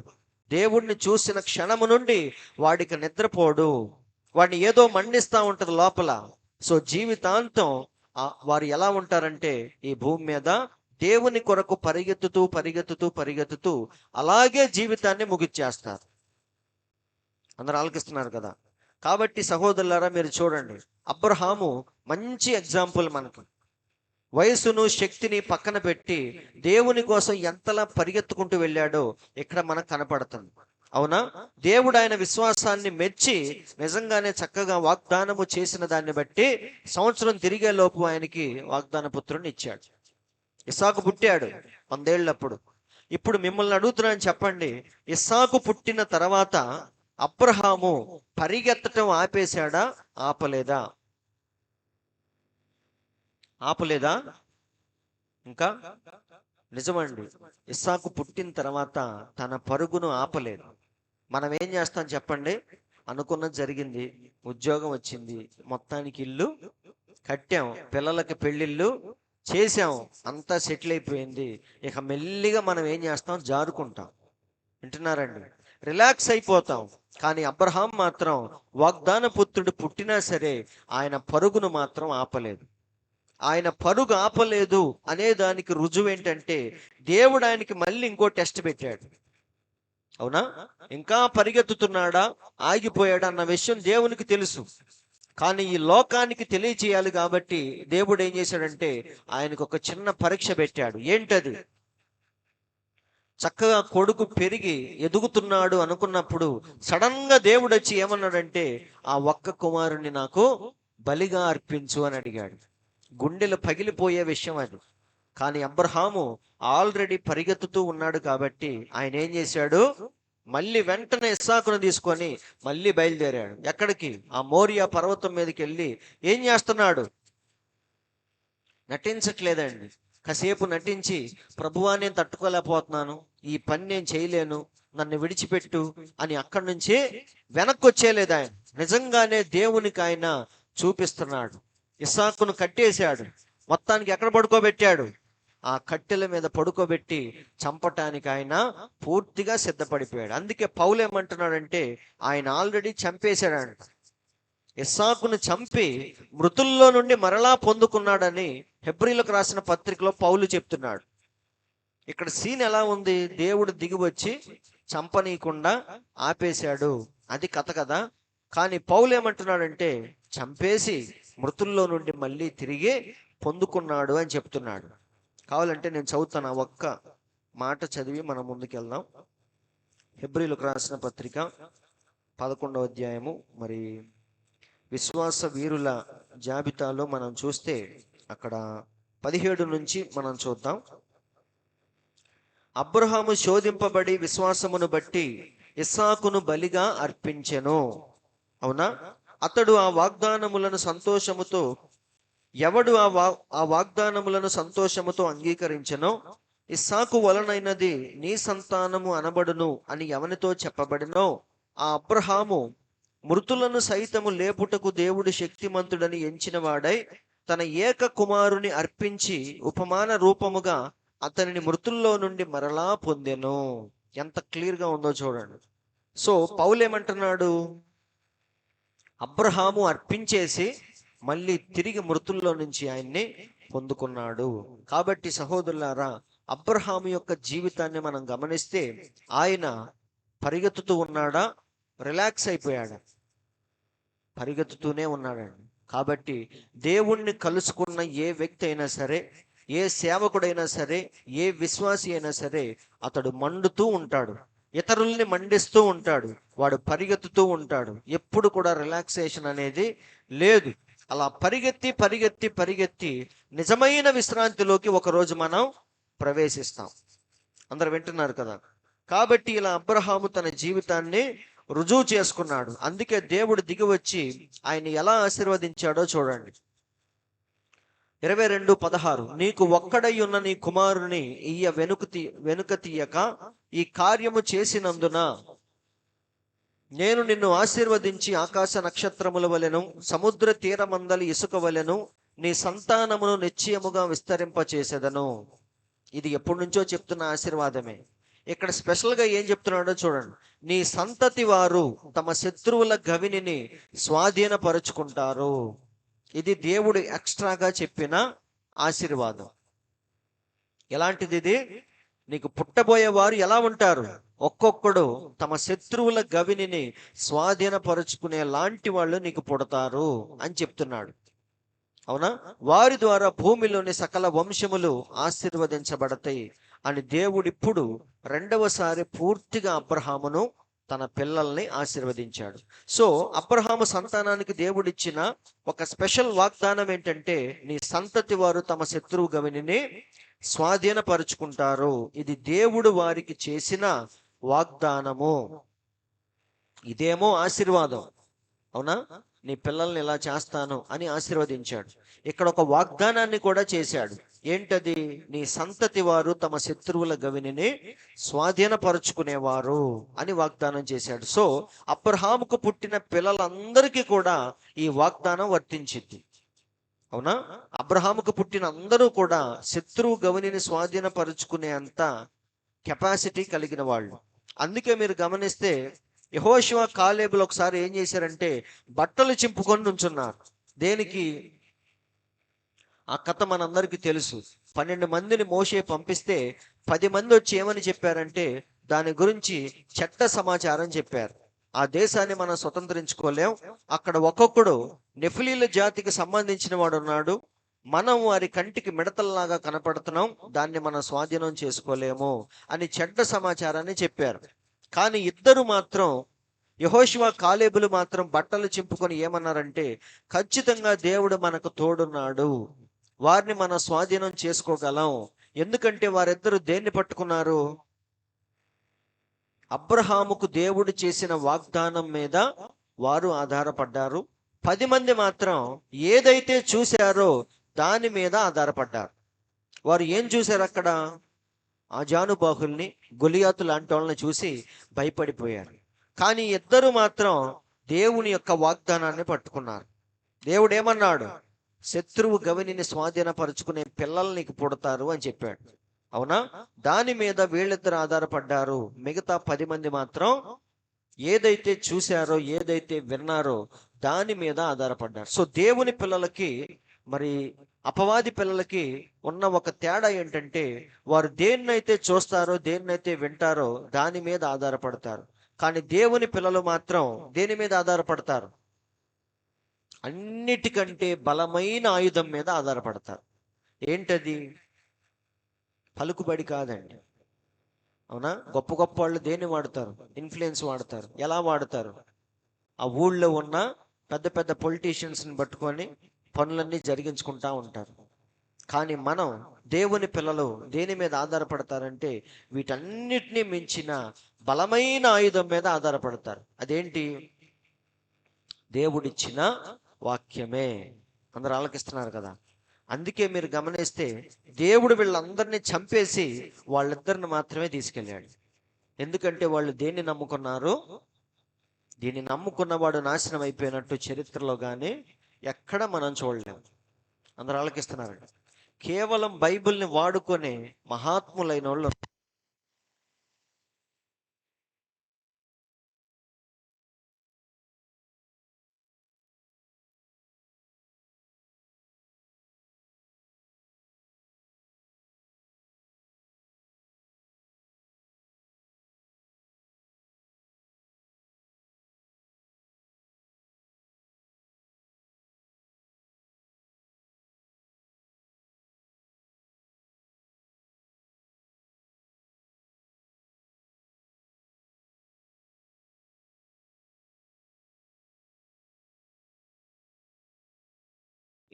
ఈ యెహోషువ కాలేబులు గట్టిగా పట్టుకున్నారు. అందుకే దేవుడు వారిద్దరిని మాత్రమే తీసుకెళ్లి మిగతా వాళ్ళందరినీ చంపేశాడు. అలాగే అబ్రహాముకు పుట్టిన పిల్లలందరూ కూడా ఆ వాగ్దానాన్ని పట్టుకునే వెళ్ళిపోయారు. ఇక్కడ మీరు చూస్తే ఇంకొక వ్యక్తి ఉన్నాడు బైబిల్లో. ఆయన పేరు షమ్గర్. ఈయన ఇశ్రాయేలీలందరికీ ఒక న్యాయాధిపతిగా ఉన్నాడు. దేవుడు ఇశ్రాయేలీలకి న్యాయాధిపతులను ఇచ్చాడు కదా? అవునా కాదా? రాజులను ఇచ్చాడు, ప్రవక్తలను ఇచ్చాడు, అలాగే న్యాయాధిపతులను కూడా ఇచ్చాడు. ఈయన షమ్గర్ అనే వ్యక్తి ఇశ్రాయేలీలకి న్యాయాధిపతిగా ఉన్నాడు. ఒకసారి ఈయన ఏం చేశాడంటే, కేవలం కర్రతో 600 మంది ఫిలిష్తీయుల్ని చంపాడు. ఆయన ఎలా చంపాడు? ఇప్పుడు దేశాలన్నీ కూడా గొప్ప గొప్ప మారణాయుధాలు తయారు చేసుకుంటా ఉన్నారు. ఆయన చేతిలో మిషన్ గన్ ఏమీ లేదు, ఒక మిసైల్ కూడా లేదు ఆయన. కానీ కేవలం ఒక మునుకోలు కర్రతో 600 మందిని చంపాడని బైబిల్లో రికార్డెడ్గా ఉంది. సో మన ప్రవక్త అంటున్నాడు, ఆయన దేన్ని గుర్తు చేసుకున్నాడంటే వాగ్దానాన్ని గుర్తు చేసుకున్నాడు. అవునా? శత్రువు వచ్చి అమాంతంగా మీద పడినప్పుడు ఏం చేయాలో తెలియని పరిస్థితిలో వెంటనే యెహోవా నామం పేరిట ఆయన కర్ర తీసుకొని దూకాడు. దూకినప్పుడు ఏమైంది? 600 మందిని ఆయన చంపగలిగాడు, ఇశ్రాయేలీలందరినీ రక్షించగలిగాడు. అయితే ప్రవక్త అంటున్నాడు చూడండి, ఆయన శత్రువులందరూ వచ్చినప్పుడు వచ్చిన వాళ్ళు ఎవరంటే ఫిలిష్తీయులు, యుద్ధములో ఆరితేరిన వాళ్ళు, సైనికులు. వాళ్ళందరినీ చూసి షమ్గరు, నాకు యుద్ధ విద్యలు ఏమీ తెలియవు కదా, నేను ఎప్పుడు యుద్ధము చేయలేదు కదా, కానీ వచ్చిన వారందరూ యుద్ధములో బాగా ప్రావీణ్యత పొందినవారు. ఇప్పుడు వారి మీద నేను యుద్ధం చేయాలంటే నాకు కూడా ఎంతో కొంత తెలుసుండాలి. కాబట్టి నేను వెళ్ళి యుద్ధ విద్యలన్నీ నేర్చుకొని అప్పుడు వారి మీద యుద్ధానికి వెళతాను అని షమ్గరు చెప్పలేదు. అందరూ ఆలకిస్తున్నారా? ఈరోజు వచ్చిన సమస్య ఏంటంటే, దేవుని కోసం ఏదైనా చేద్దామంటే మనుషులందరూ ఏమనుకుంటున్నారు? నేను కొంత ట్రైనింగ్ తీసుకోవాలి, కొంత నేర్చుకోవాలి, బాగా చదువుకోవాలి, ప్రిపేర్ అయ్యి అప్పుడు నేను దేవుని సేవ చేయాలి అని చాలా మంది ఈరోజు అనుకుంటున్నారు. కానీ షమ్గరు మాత్రం ఇలా నేను అన్నీ నేర్చుకొని అప్పుడు యుద్ధానికి వెళ్తాను అని కూర్చొని ఉంటే పని అయ్యేదా? పని జరిగేదా? జరిగేది కాదు. కానీ ఎప్పుడైతే ఫిలిస్తీన్లు వచ్చారో వెంటనే కర్ర చేతిలో ఉంటే దాన్ని తీసుకొని యుద్ధానికి వెళ్ళిపోయాడు. వెళ్ళిపోయినప్పుడు ఆయనకి తెలియకుండానే 600 మందిని ఆయన చంపాడు, ఇశ్రాయేలుని రక్షించాడు. కాబట్టి సహోదరులారా, ఎవరైతే వాక్యం మీద ఆధారపడ్డారో వారు ఎప్పుడు ఓడిపోయినట్టు బైబిల్లో మనకి లేదు. ఇక్కడ చూడండి, ప్రవక్త అదే చెప్తున్నాడు. ఇప్పుడు షమ్గరు, నేను అబ్రహాము యొక్క సంతానము, నేను సున్నతి చేయబడ్డాను కాబట్టి మీకు తెలియనా, ఆ ఫిలిస్తీన్లంతా మంచి మంచి యుద్ధ వీరులు, వారు చాలా కాలముగా అభ్యాసము చేసి ఉన్నారు. నేను సెమినరీకి వెళ్ళి పిహెచ్డీలు, డీడీలు ఇవన్నీ పొందుకొని అప్పుడు వచ్చి నేను యుద్ధం చేస్తాను అని షమ్గరు చెప్పలేదు. వింటున్నారండి? కాబట్టి ఇవన్నీ నేర్చుకొని వచ్చి చేసేది కాదు సేవ అనేది, దేవుని పని అనేది. మన చేతిలో ఏదైతే ఉందో దాన్నే మారణాయుధముగా మార్చే గొప్ప దేవుడు మనతో ఉన్నాడు. కాబట్టి షమ్గరు చేతిలో ఉన్నది ఒక కర్రే, కానీ ఆ కర్రను గొప్ప మారణాయుధముగా మార్చిన వాడు ఎవరు? దేవుడు. అందుకే 600 మందిని అవలీలగా చంపేశాడు. ఇక్కడ మనం చూస్తే ఇంకొక న్యాయాధిపతి ఎవరు? సంసోను. ఆయన గురించి చెప్పాల్సిన పని లేదు, ఎందుకంటే ఆయన కొడితే ప్రతిసారి 1000 మంది చచ్చేవాడు. 1000 మందిని చంపటం అంటే అది ఊహా చిత్రమే, మనకి రియాలిటీలో జరగవై. కానీ బైబిల్లో మనం చూస్తే నిజ జీవితంలో జరిగిన విషయాలను. ప్రతిసారి 1000 మందిని కొట్టేవాడు. ఆయన చేతిలో ఉన్న ఆయుధం ఏంటి? AK-47 లేదు ఆయన చేతిలో అందరిని కాల్చుకుంటా పోవటానికి. అవునా? అది ఉంటే నిజంగా దాంతో కూడా అవ్వదు, ఎందుకంటే 1000 బుల్లెట్లు నీ దగ్గర ఉండాలిగా. గన్ను ఉందా సరే, కానీ లోపల ఏముండాలి? ఆ తోటాలు ఉండాలి, లేకపోతే మనం ఏం చేస్తాం? కానీ ఇక్కడ సంసోను చేతిలో ఏముందంటే ఒక పచ్చి గాడిద దవడ ఎముక దొరికింది ఆయన. అవునా? దాంతో ఏం చేశాడంటే 1000 మందిని మరి ఎలా కొట్టాడో, వాళ్ళు ఎలా చచ్చిపోయారో ఎవరికి తెలియదు. కానీ దేవుడు ఆ చిన్న ఎముకను ఎలా మార్చాడంటే గొప్ప మారణాయుధముగా మార్చాడు. అవునా? కాబట్టి మీరు అక్కడ చూడొచ్చు, 1000 మందిని కొట్టి కొప్పేశాడు ఆయన. కాబట్టి ఇదంతా ఎలా జరుగుతుంది అంటే వారేదో నేర్చుకొని రాలేదండి. సంసోను వెళ్ళి యుద్ధ విద్యలన్నీ నేర్చుకొని రాలేదు. షమ్గరు వెళ్ళి పట్టాలన్నీ తీసుకొని రాలేదు, డాక్టర్ పట్టాలు, అవునా, పాస్టర్ పట్టా తీసుకొని రాలేదు. వారి చేతిలో ఏదైతే ఉందో దానితోనే వాళ్ళు దూకారు. దావీదు కూడా ఏం చేశాడు? 5 రాళ్ళు తీసుకున్నాడు. ఎవడి మీదకి వెళ్ళటానికి? గొలియాతు మీదకి వెళ్ళటానికి. గొలియాతు దగ్గర ఏముంది? ఒక పెద్ద ఈట ఉంది, ఖడ్గం ఉంది, కవచం ఉంది, డాల్ ఉంది, శిరస్త్రాణం ఉంది, అన్నీ ఉన్నాయి. కానీ దావీదుకు మాత్రం ఏమీ లేవు. 5 రాళ్ళు తీసుకుని వెళ్ళాడు. ఏరా రాళ్ళు తీసుకొని వస్తున్నావు, నేనేమన్నా కుక్కనా అని అడిగాడా లేదా? సో దేవుడు ఎలా కంపేర్ చేశాడో మీరు ఆలోచించడానికే అలా రాయించాడు దేవుడు. అవునా? మనిషి యొక్క జ్ఞానాన్ని దేవుడు అలా చూస్తున్నాడు. ఎలా? వెర్రితనంగా. బైబిల్లో ఉందా లేదా? మనిషి యొక్క జ్ఞానం దేవుని దృష్టికి వెర్రితనముగా ఉంది, దేవుని యొక్క జ్ఞానం మనిషి దృష్టికి వెర్రితనంగా ఉంది అని. ఇప్పుడు రాళ్ళు తీసుకొని వస్తుంటే గొలియాతుకి వెర్రితనంగా ఉంది, కానీ గొలియాతును చూస్తే దావీదుకి వెర్రితనంగా ఉందా లేదా? అడుగుతాడు, నేనేమన్నా కుక్కనా అంటే దావీదేమన్నాడు? కాసేపట్లో తెలిసిద్ది నీకు, కుక్కవా ఏంటో తెలిసిద్ది అన్నాడా లేదా? కాబట్టి యుద్ధము యెహోవాది, యుద్ధశూరుడు యెహోవా. కాబట్టి వారందరూ ఏ ధైర్యంతో వెళ్ళారంటే వారికంటూ ఒక వాగ్దానం అనేది ఉంది. వారు నమ్మింది కరెక్ట్ అని, వారికి ఉన్న దేవుడు నిజమైన దేవుడని, ఇశ్రాయేలీయులకు అధిపతి అయిన దేవుడని వారు పూర్తిగా నమ్మారు. కాబట్టి దాని గూర్చి వాళ్ళు బాధ్యత కలిగి ఉన్నారు. అంటున్నాను, దావీదు వెళ్ళిపోవచ్చు నాకు సంబంధం లేని విషయం అని, కానీ దావీదు ఏం చేశాడు? అక్కడ యుద్ధములో పాల్గొంది ఎవరు? దావీదు కాదు, వాళ్ళ అన్నయ్యలు పాల్గొన్నారు, సౌలు రాజు పాల్గొన్నాడు, సైన్యం అంతా అక్కడ ఉంది. వాళ్ళు చూసుకుంటారులే నాకెందుకులే అని వెళ్ళిపోలేదు ఆయన. మధ్యలో దూరాడు, మధ్యలో జోక్యం చేసుకున్నాడు. ఎందుకు అంటే ఆయన కలిగిన దేవుడు దేన్నైనా చేయగలిగిన దేవుడని దావీదుకి పూర్తిగా తెలుసు. కాబట్టి యుద్ధం మధ్యలోకి దూరాడా లేదా? మొత్తం వాతావరణాన్నే మార్చేశాడు దావీదు. వాళ్ళందరూ కూర్చొని ఆలోచిస్తున్నారు గొలియాతుని ఎలా చంపాలి, ఎలా చంపాలని. కానీ దావీదు వెళ్ళి మొత్తం అక్కడ ఎన్విరాన్మెంట్నే మార్చేశాడు. ఇక తట్టుకోలేక రాజు ఏమన్నాడు? ఆ కవచాన్ని ధరించండి అయ్యా అన్నాడు దావీదుకి. ఎందుకంటే మాట వినట్లేదు. దావీదు ఏమంటున్నాడు? పెద్ద పెద్ద మాటలు మాట్లాడుతున్నాడు. వయసు చూస్తేనే చిన్న వయసు. సున్నతి లేని ఫిలిష్తీయుడు అంటున్నాడు, ఏంటేంటో చెప్తున్నాడు. కాబట్టి ఆ కవచాన్ని ధరించండి అయ్యా అన్నాడు. ధరించగానే దావీదు ఏమన్నాడు, రాజా ఇవి నాకు వాడుక లేదు, దయచేసి తీసేయండి అన్నాడు. తీసేయండి అన్నాడు. ఏం చేస్తావు చెయ్యి అంటే ఏం చేస్తున్నాడు ఆయన, లోయలోకి వెళ్ళి 5 రాళ్ళు ఏరుకుంటున్నాడు. ఇవన్నీ మనుషులకి ఎలా ఉందంటే వెర్రితనంగా ఉంది. ఏం చేస్తున్నాడు దావీదు, ఏం చేయబోతున్నాడు? అక్కడ నుంచింది ఎవడు, గొలియాతు తొడగొట్టి సవాల్ చేస్తున్నాడు. అవునా, ఈయన చూస్తేనేమో రాళ్ళు ఏరుకుంటున్నాడు. ఇప్పుడు వాటితో ఏం చేస్తాడు వింటున్నారండి. ఆ రోజు సముద్రం దగ్గర మోషే ఏం చెప్పాడు, ఎర్ర సముద్రం దగ్గర మోషే చెప్పిన మాటలేంటి, నేడు యెహోవా మీ పక్షమున చేయబోయే కార్యాన్ని ఊరక నిలబడి చూడండి. కాబట్టి ఇక్కడ సౌలు సైనికులు అందరూ ఊరక నిలబడి దావీదు ఏం చేయబోతున్నాడా అని చూస్తా ఉన్నారు.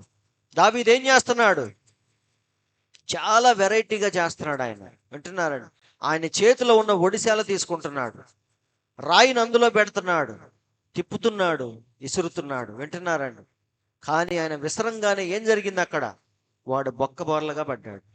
అందరూ ఆలకిస్తున్నారు కదా. కాబట్టి వీళ్ళందరూ దేని మీద ఆధారపడి అంత ధైర్యంగా వెళ్ళారు అంటే వారికి ఏముంది, ఒక వాగ్దానం ఉంది.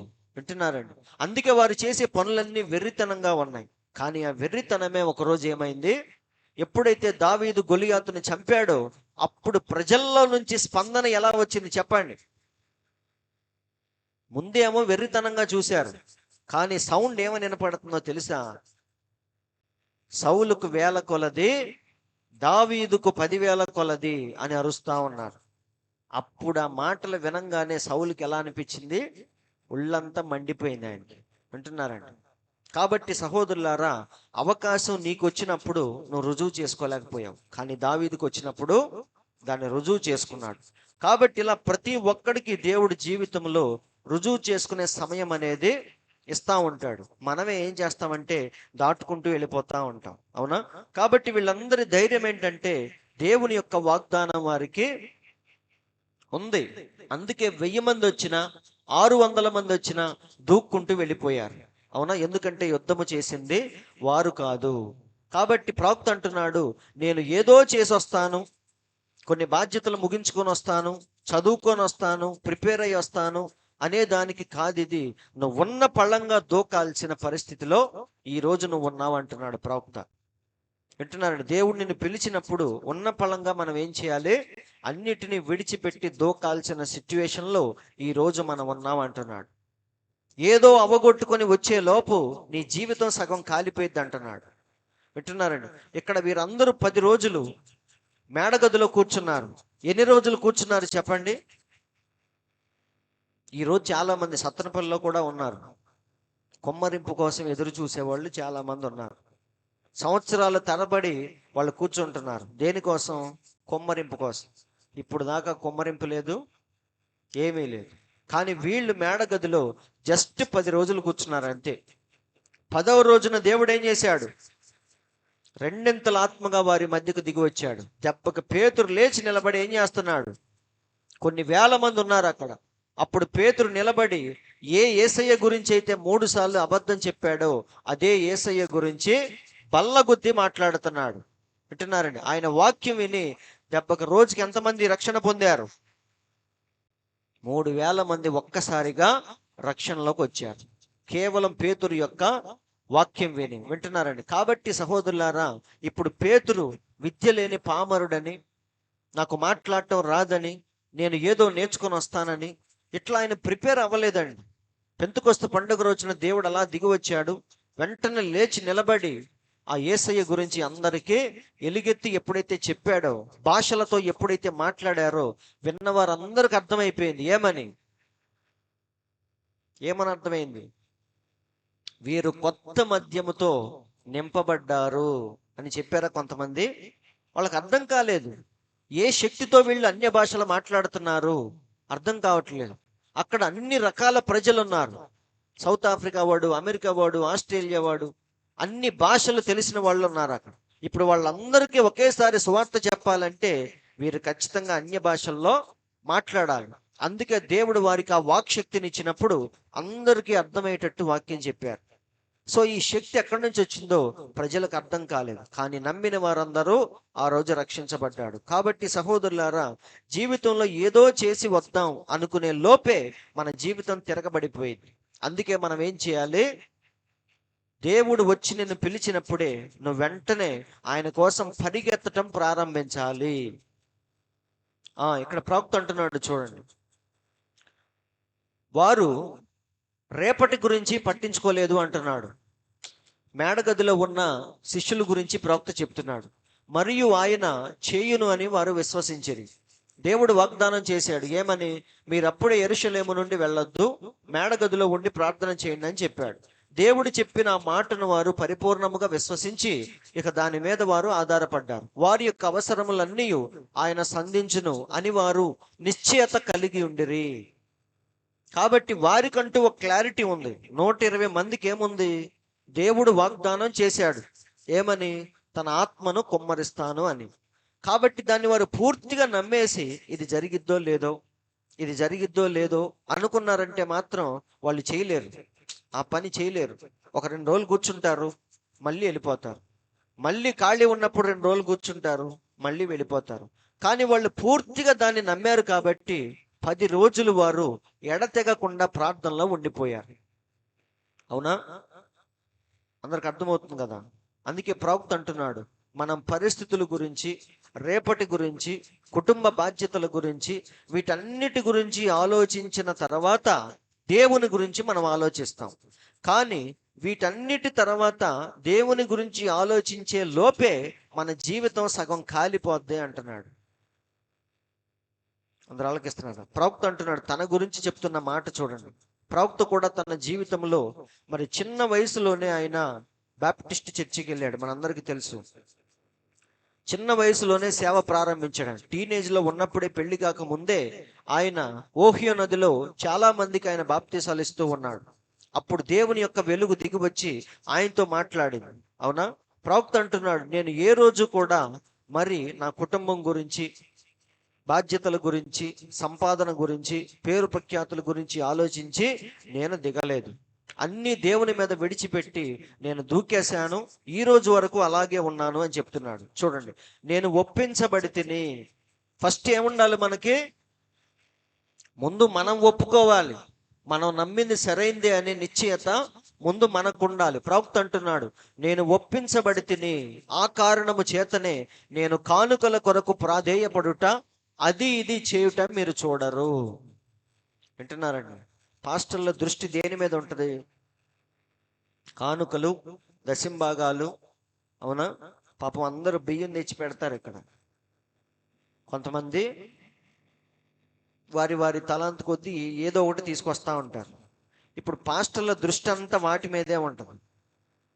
కానీ ప్రవక్త అంటున్నాడు, నేను ఏ రోజు కూడా చూడండి, నేను కానుకల కొరకు ప్రాధేయపడుట మీరు ఎప్పుడు చూడలేదు. ఎందుకంటే నేను పూర్తిగా దేవుని మీద ఆధారపడ్డాను. విశ్వాసుల మీద ఆధారపడలేదు, నేను వారిచ్చే డబ్బు మీద ఆధారపడలేదు, కేవలం దేవుని మీద నేను ఆధారపడ్డాను అంటున్నాడు. నేను ఈ వాక్యముతో నిలిచి ఉన్న ఎడల దేవుడు నాతో నిలిచి ఉండును. ఎంత చక్కని మాట చూడండి. మనం వాక్యముతో నిలిచి ఉంటే దేవుడు మనతో నిలిచి ఉంటాడు. నేను ఒప్పుకొని ఉన్నాను, ఇవ్వబడవలసిన అవసరము లేదు, ఏదో విధముగా అది వచ్చును. దేవుడు ఇవ్వాలి అనుకుంటే ఏదో ఒక విధంగా ఇస్తాడు. మన ప్రవక్త మరి మీటింగ్స్ పెట్టి, సొంత డబ్బులు ఖర్చు పెట్టి, ఆయన అప్పుల్లో మునిగిపోయి ఎక్కడ దాకా వెళ్ళాడంటే కనీసం కుటుంబం కూడా జరగని స్థితిలోకి ఆయన వెళ్ళిపోతాడు. అందుకే తన భార్యతో ఒకసారి చెప్తాడు, ఏమనంటే, హనీ, రేపు నేను చర్చిలో కానుక తీసుకోబోతున్నాను అని చెప్తాడు. దేనికోసం? మన ఇల్లు గడవటం కోసం నేను రేపు కానుకలు తీసుకోబోతున్నాను చర్చిలో అని చెప్పగానే తన భార్య అంటది, అయితే రేపు నేను ఖచ్చితంగా వచ్చి నిన్ను వేదిక మీద చూడాలి అని చెప్పింది. అంటే ఆ పరిస్థితి రాదు అనుకున్నారు వాళ్ళు. కానీ తన భార్య ఏమంటది, ఆ సన్నివేశాన్ని నేను చూడాలి రేపు అని చెప్పింది. అంటే అంత స్థితికి ఆయన వెళ్ళిపోయాడు. ఫైనాన్షియల్గా పూర్తిగా కూరుకుపోయే స్థితిలోకి వెళ్ళిపోయాడు. కానీ ఎప్పుడు కూడా సేవను వదిలేద్దాం అనుకోలేదు ఆయన. ఇన్ని బాధలు ఉన్నాయి కాబట్టి హ్యాపీగా వెళ్ళిపోయి నేను నా భార్య ఉద్యోగం చేసి ముందు సెటిల్ అయ్యి పిల్లలకి ఏదో ఒకటి సెట్ చేసి అప్పుడు మళ్ళీ దేవుని దగ్గరికి వద్దాంలే అనే ఆలోచన ఆయనకి ఎప్పుడు రాలేదు. అంత స్థితికి వెళ్ళిపోయినా సరే ఆయన దేవుని పనిలో పరిగెత్తుతూనే ఉన్నాడు. కానీ ఆయనకి తెలియకుండా దేవుడు ఏం చేశాడంటే ఒకరోజు ఉన్నతమైన స్థితిలోనికి తీసుకెళ్ళాడు. అవునా? ఎంత డబ్బు ఉందో ఏంటో కూడా ఆయన లెక్క పెట్టుకోలేని స్థితిలోకి దేవుడు ఆయన తీసుకొని వెళ్ళిపోయాడు. ఇన్కమ్ ట్యాక్స్ వాళ్ళు ఆయన ఇంటికి వచ్చి సోదా చేసేదాకా వెళ్ళిపోయాడు. కాబట్టి సహోదరులారా, దేవుడు ఎప్పుడు ఎలా ఎవరి ద్వారా ఇస్తాడో ఎవరికీ తెలియదు. కానీ మన దృష్టి దాని మీద పెట్టకుండా దేని మీద పెట్టాలి? పౌలు గారి లాగా సంఘముల గూర్చిన భారం మనందరికీ ఉండాలి. సేవ చేసే ప్రతి ఒక్కడికి ఆ భారం అనేది ఉండాలి. డబ్బు ఎలాగోలా దేవుడు వారికి అనుగ్రహిస్తాడు. అందరు ఆలకిస్తున్నారు కదా. సో ఫైనల్గా ప్రవక్త ఏమంటున్నాడంటే, మనం ఏదో చదువుకొని ఏదో సంపాదించి అన్నీ సెటిల్ అయిన తర్వాత దేవుని దగ్గరికి వద్దాం అనుకుంటే ఈ లోపు మనకి ఏమైపోద్ది? కొవ్వొత్తి ఏమైపోద్ది చెప్పండి? ప్రవక్త అంటున్నాడు, మన జీవితం వెలిగించబడిన ఒక కొవ్వొత్తి లాంటిది. అది వెలిగించిన క్షణము నుండి మనం ఏం చేయాలంటే ఇంపార్టెంట్ పనుల కోసమే దాన్ని వాడాలి. ఎందుకంటే అది నువ్వు చూస్తుండగానే ఏమైపోతా ఉంటుంది? చూద్దాం చేద్దాం అనే లోపు సగం అయిపోద్ది. ఆ సగం కరిగిపోయిన కొవ్వొత్తితో నువ్వేం చేస్తావు? ఎన్ని పనులు చేసుకోగలవు? కాబట్టి ప్రవక్త అంటున్నాడు, అది వెలిగించిన రోజు నుంచే ఇక నీ జీవితంలో ఇంపార్టెంట్ పనుల కోసమే నీ సమయాన్ని ఖర్చు చేయాలి, నీ డబ్బును ఖర్చు చేయాలి. ఎందుకంటే దేవుని కోసం ఏదో ఒకటి చేద్దాం అనుకునే లోపు కొవ్వొత్తి కరిగిపోయి ఎంత అయిపోద్ది. అప్పుడు నువ్వు చేయాలనుకున్నా నీ శరీరము సహకరించదు, ఏది సహకరించదు. అందుకే ప్రవక్త అంటున్నాడు, వెంటనే మనం ఏం చేయాలి? దేవుని గూర్చిన బాధ్యత ప్రతి ఒక్కడు తీసుకోవాలి. సేవకుడు మాత్రమే కాదండి, ఆ పట్టింపు ప్రతి ఒక్కడికి ఉండాలి అంటున్నాడు. కానీ ఈరోజు పరిస్థితి ఎలా ఉంది? మీరు ఎక్కడైనా చూడండి, దేవునికి ఎప్పుడు ఇస్తాం మనం సమయం అంటే మొత్తం అయిపోయిన తర్వాత అప్పుడు దేవుణ్ణి వెతుకుతా ఉంటాం మనం. అవునా? కాబట్టి దేవునికి ఇష్టమైంది ఏంటంటే బాల్య దినముల యందే మనం ఏం చేయాలి? మన సృష్టికర్తను స్మరణకు తెచ్చుకోవాలని బైబిల్లో రాయబడింది. కావాలంటే చూడండి, ప్రసంగి గ్రంథము 12:1 నుంచి. ప్రసంగి మరి జీవితంలో అన్ని చూసి కాచి వడపోసి రాస్తున్న మాటలండి ఇవన్నీ. దేవుడు ఆయనకు అంత జ్ఞానం ఇచ్చాడు, జీవితంలో అన్ని చూశాడు. ఆయన చూసి లాస్ట్లో చెప్తున్న మాటలు ఏంటంటే, దుర్దినములు రాకముందే. ప్రతి ఒక్కడి జీవితంలో ఈ భాగం కంపల్సరిగా ఉంటుంది. ఏ భాగం? దుర్దినములు. ఒకడికి అవి 30 ఏళ్ళకే స్టార్ట్ అవ్వచ్చు, ఒకడికి 60 ఏళ్ళకి స్టార్ట్ అవ్వచ్చు, చెప్పలేము. ఆరోగ్యం బాగా కాపాడుకునే వాడికి 60 ఏళ్ళప్పుడు స్టార్ట్ అవ్వచ్చు, కొంతమందికి 40 ఏళ్ళకే స్టార్ట్ అవ్వచ్చు. అవునా? చెత్తవరం కానీ, షుగర్ కానీ, బీపీలు ఇవన్నీ కూడా మనిషిని మెల్లిమెల్లిగా ఆవరిస్తూ ఉంటాయి. అవన్నీ మనకు లాస్ట్లో ఎలాంటి దినాలు? దుర్దినములు. మనసులో ఎన్నో ఉంటాయి కానీ ఏం చేయలేము. అవునా? దేవుని కోసం ఏదో చేద్దాం అనిపిస్తూ ఉంటుంది కానీ ఏది సహకరించదు. వింటున్నారండి? అందుకే ప్రసంగి అంటున్నాడు, దుర్దినములు రాకముందే. ఇప్పుడు వీటి యందు నాకు సంతోషము లేదని నీవు చెప్పు సంవత్సరములు రాకముందే. కానీ చాలా మంది ఏమంటారు, అన్ని అనుభవించి వాటి మీద ఇంట్రెస్ట్ పోయిన తర్వాత అప్పుడు దేవుని దగ్గరికి వస్తారు. అదే అంటున్నాడు, వీటి యందు నాకు సంతోషము లేదని నీవు చెప్పు సంవత్సరములు రాకముందే, తేజస్సునకు సూర్య చంద్ర నక్షత్రములకు చీకటి కమ్మకముందే. ఉగ్రత గురించి మాట్లాడుతున్నాడు ఆయన. ఉగ్రత దినం రాకముందే మనం ఏం చేయాలి అంటున్నారండి? అన్నీ కరెక్ట్గా ఉన్నప్పుడే మనం దేవుణ్ణి జ్ఞాపకం చేసుకోవాలి. శరీరం కృషించిపోయేటప్పుడు, రోగాలతో రొప్పులతో మనం బాధపడేటప్పుడు, ఇంట్లో అన్ని సమస్యలు చుట్టుకొని ఏ దిక్కు లేదు, ఇక దేవుడే దిక్కు అన్నప్పుడు కాదండి. అన్నీ కరెక్ట్గా ఉన్నప్పుడే మనం దేవుని గురించి ఆలోచించాలి. అదే అంటున్నాడు, తేజస్సునకును సూర్య చంద్ర నక్షత్రములకును చీకటి కమ్మక ముందే, వాన వెలిసిన తర్వాత మేఘములు మరలా కమ్మక ముందే. వాన వచ్చి వెళ్ళిపోయింది, అప్పుడు మనకు కొన్ని నిజాలు తెలుస్తాయి. ఏమని? బయట బట్టలు ఆరేయకూడదు, ఎందుకంటే అన్నీ తడిసిపోయి ఉంటాయి. మంచి మంచి విలువైన వస్తువులు కిటికీ దగ్గర పెట్టకూడదని, ఎందుకంటే అవన్నీ తలిసిపోయి తుప్పట్టిపోయి ఉంటాయి. ఒక వాన వచ్చి వెళ్ళిపోయిన తర్వాత మనకు కొన్ని నిజాలు తెలుస్తాయి. అప్పుడు మళ్ళీ వర్షము రాకముందే వీటిని మనం సరి చేసుకోవాలి.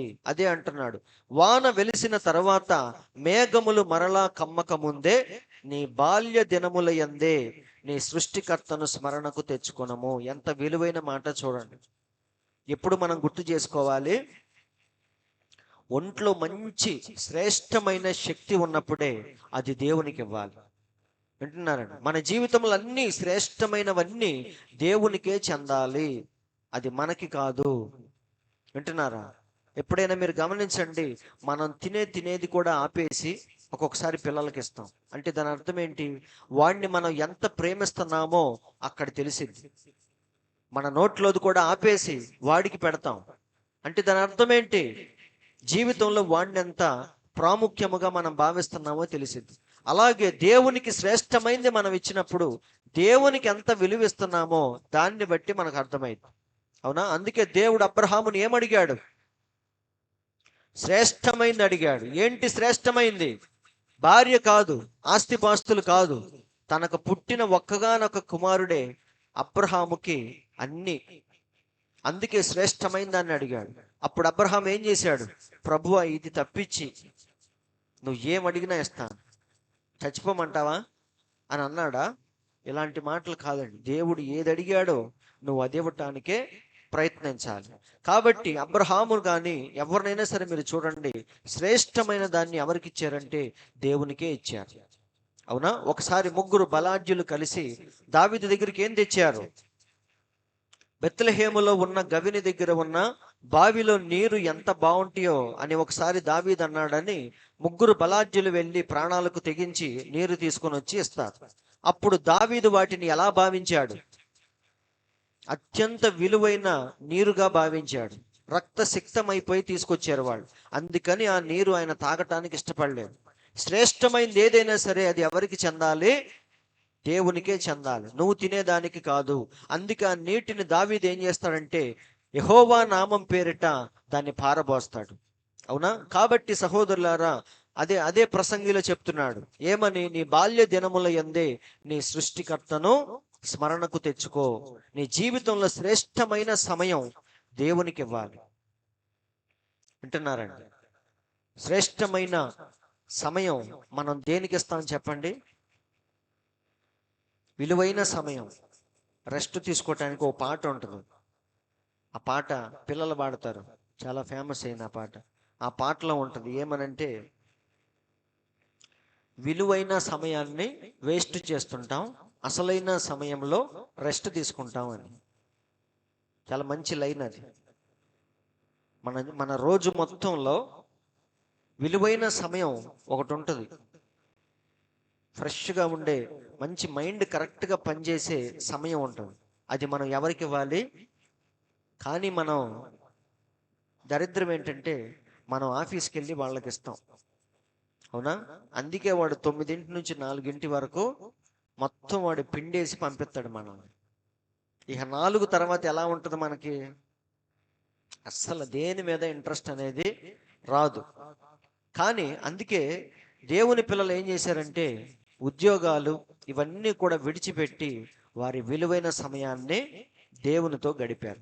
కాబట్టి సహోదరులారా, దేవునికి మనం ఇలా ఉండాలని సొలొమోను అన్ని చూసిన తర్వాత మనకు చెప్తున్నాడు. ఎప్పుడు గుర్తు చేసుకోవాలి దేవుణ్ణి?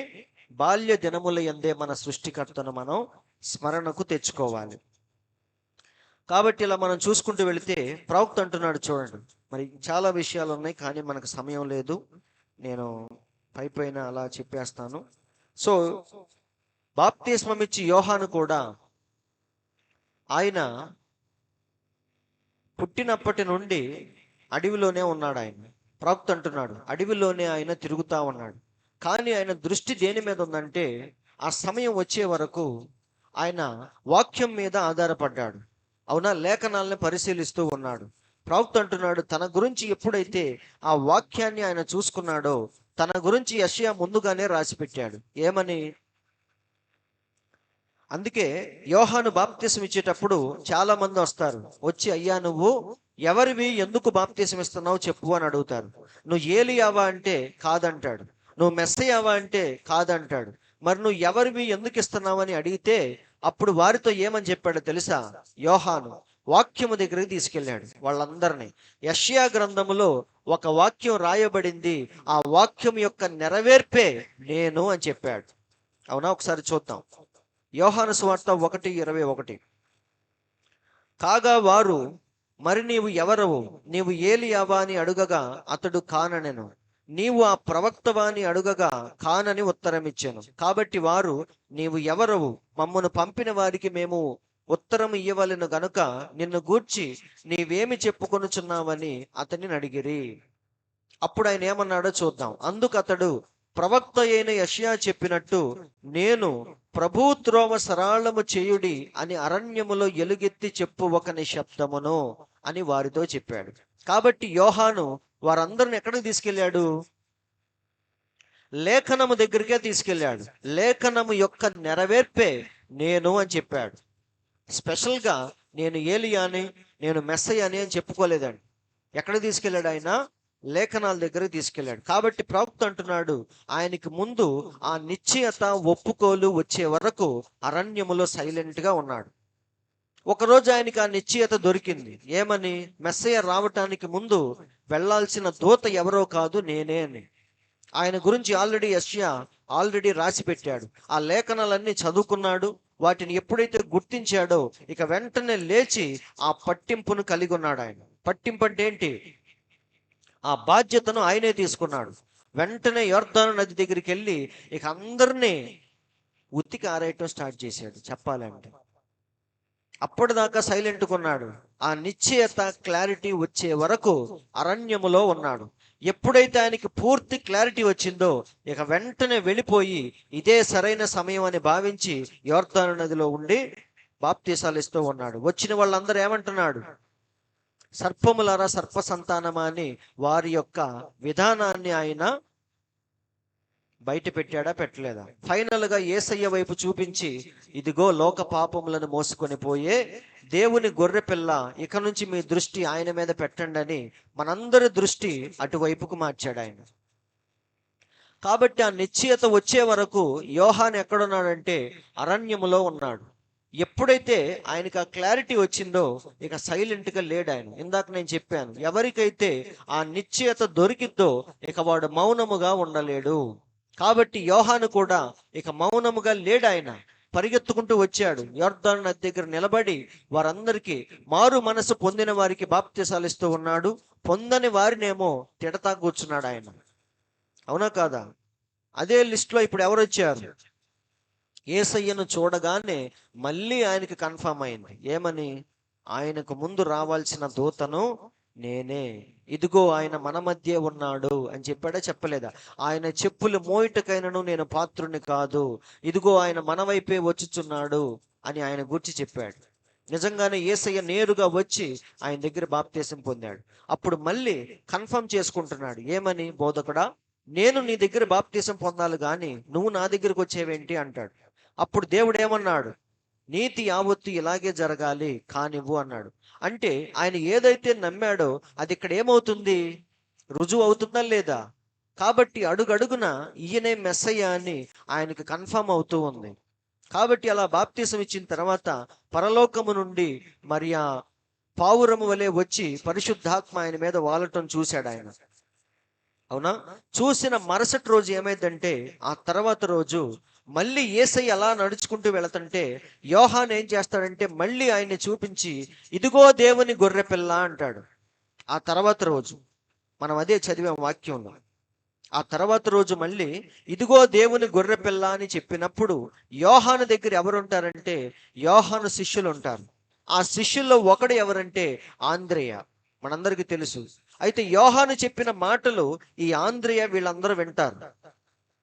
అంటే డబల్ కన్ఫర్మేషన్ అయింది. ఆల్రెడీ బాప్తీసం ఇచ్చేటప్పుడు చెప్పాడు ఏమని? నా వెనుక వచ్చేవాడు నాకంటే శక్తిమంతుడు అని ఆయనకి బాప్తీసం ఇచ్చాడు. ఆ రోజు చెప్పాడు. మళ్ళీ ఇవాళ ఏమంటున్నాడు? ఇదిగో దేవుని గొర్రె పిల్ల అన్నాడు.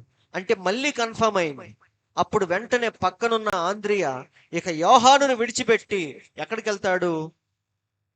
యేసయ్య దగ్గరికి వెళ్తాడు. చూడండి, మరునాడు మరలా యోహానును అతని శిష్యులలో ఇద్దరును నిలిచుండగా.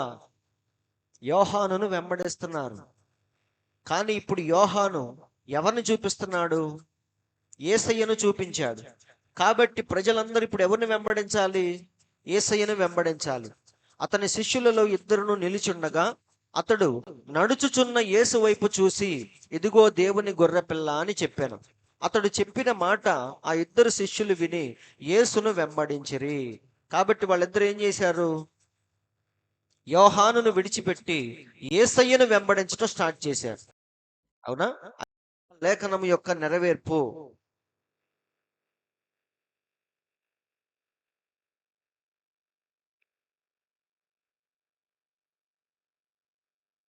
అందరు ఇక్కడే ఉన్నారు కదా? ఈ ఛార్జింగ్ అయిపోతుంది, మనం చూసుకోలేదు.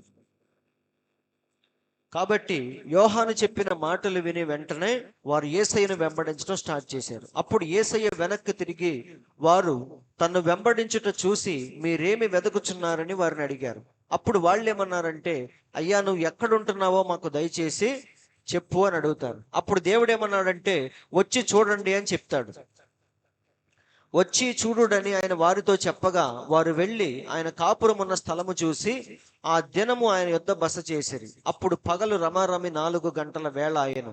ఇప్పుడు యోహాను మాట విని ఆయనను వెంబడించిన ఇద్దరిలో ఒకడు ఎవరంటే సీమోను పేతురు యొక్క సహోదరుడైన ఆంద్రేయ.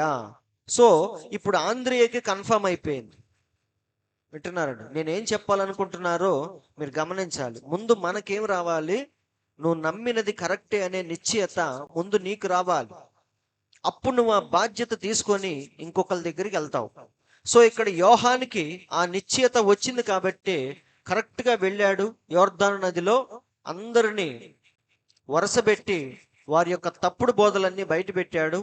యేసయ్యను పరిచయం చేశాడు. అవునా? ఇప్పుడు మళ్ళీ యేసయ్యను పరిచయం చేయగానే ఆంద్రేయకు మళ్ళీ కన్ఫర్మ్ అయింది. అప్పుడు ఆంద్రేయ ఏం చేశాడో చూద్దాం. ఇప్పుడు ఆంద్రేయ పరిగెత్తుకుంటూ వెళ్ళి ఎవరిని తీసుకొచ్చాడు? తన సహోదరుడైన పేతురుని తీసుకొని వచ్చాడు. చాలా జాగ్రత్తగా వినండి. ఆంద్రేయకు ముందు ఏమైంది? కన్ఫర్మ్ అయింది, నిశ్చయత దొరికింది, సరైన ఒప్పుకోలు ఇప్పుడు ఆయన కలిగి ఉన్నాడు. ఈయనే మెస్సయ్య, అవునా అని కన్ఫర్మ్ అయింది. అప్పుడు పరిగెత్తుకుంటూ ఎక్కడికి వెళ్ళాడంటే పేతురు దగ్గరికి వెళ్ళాడు. పేతురు దగ్గరికి వెళ్ళి ఏమంటాడో తెలుసా?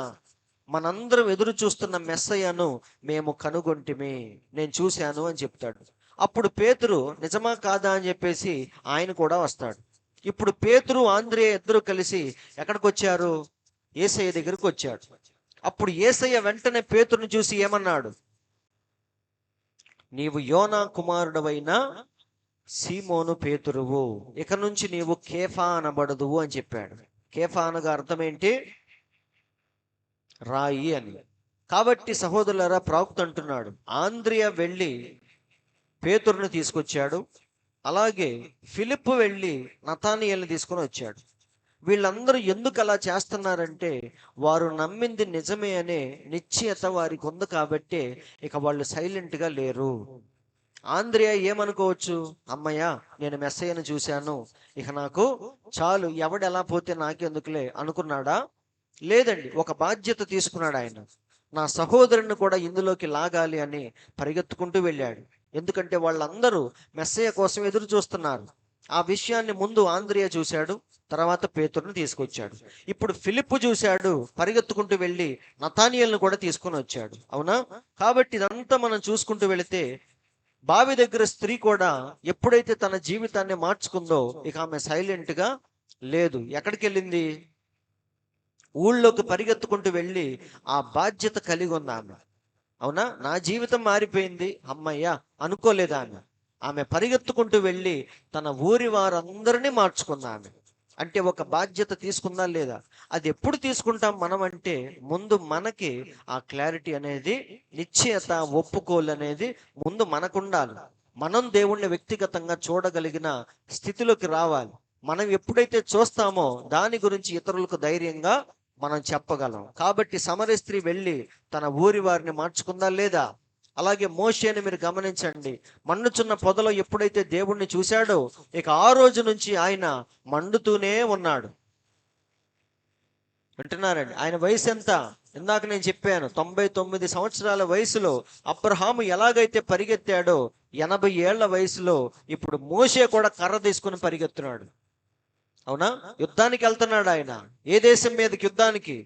చిన్న దేశం మీద కాదండి, ఐగుప్తు దేశం మీదకి వెళ్తున్నాడు. అవునా? అక్కడ ఉంది ఎవరు? ఫరో రాజు. వింటున్నారా? అతి క్రూరమైన రాజు. అక్కడికి వెళ్ళాడు. ఏం తీసుకుని వెళ్ళాడు? కర్ర తీసుకొని వెళ్ళాడు. వింటున్నారండి?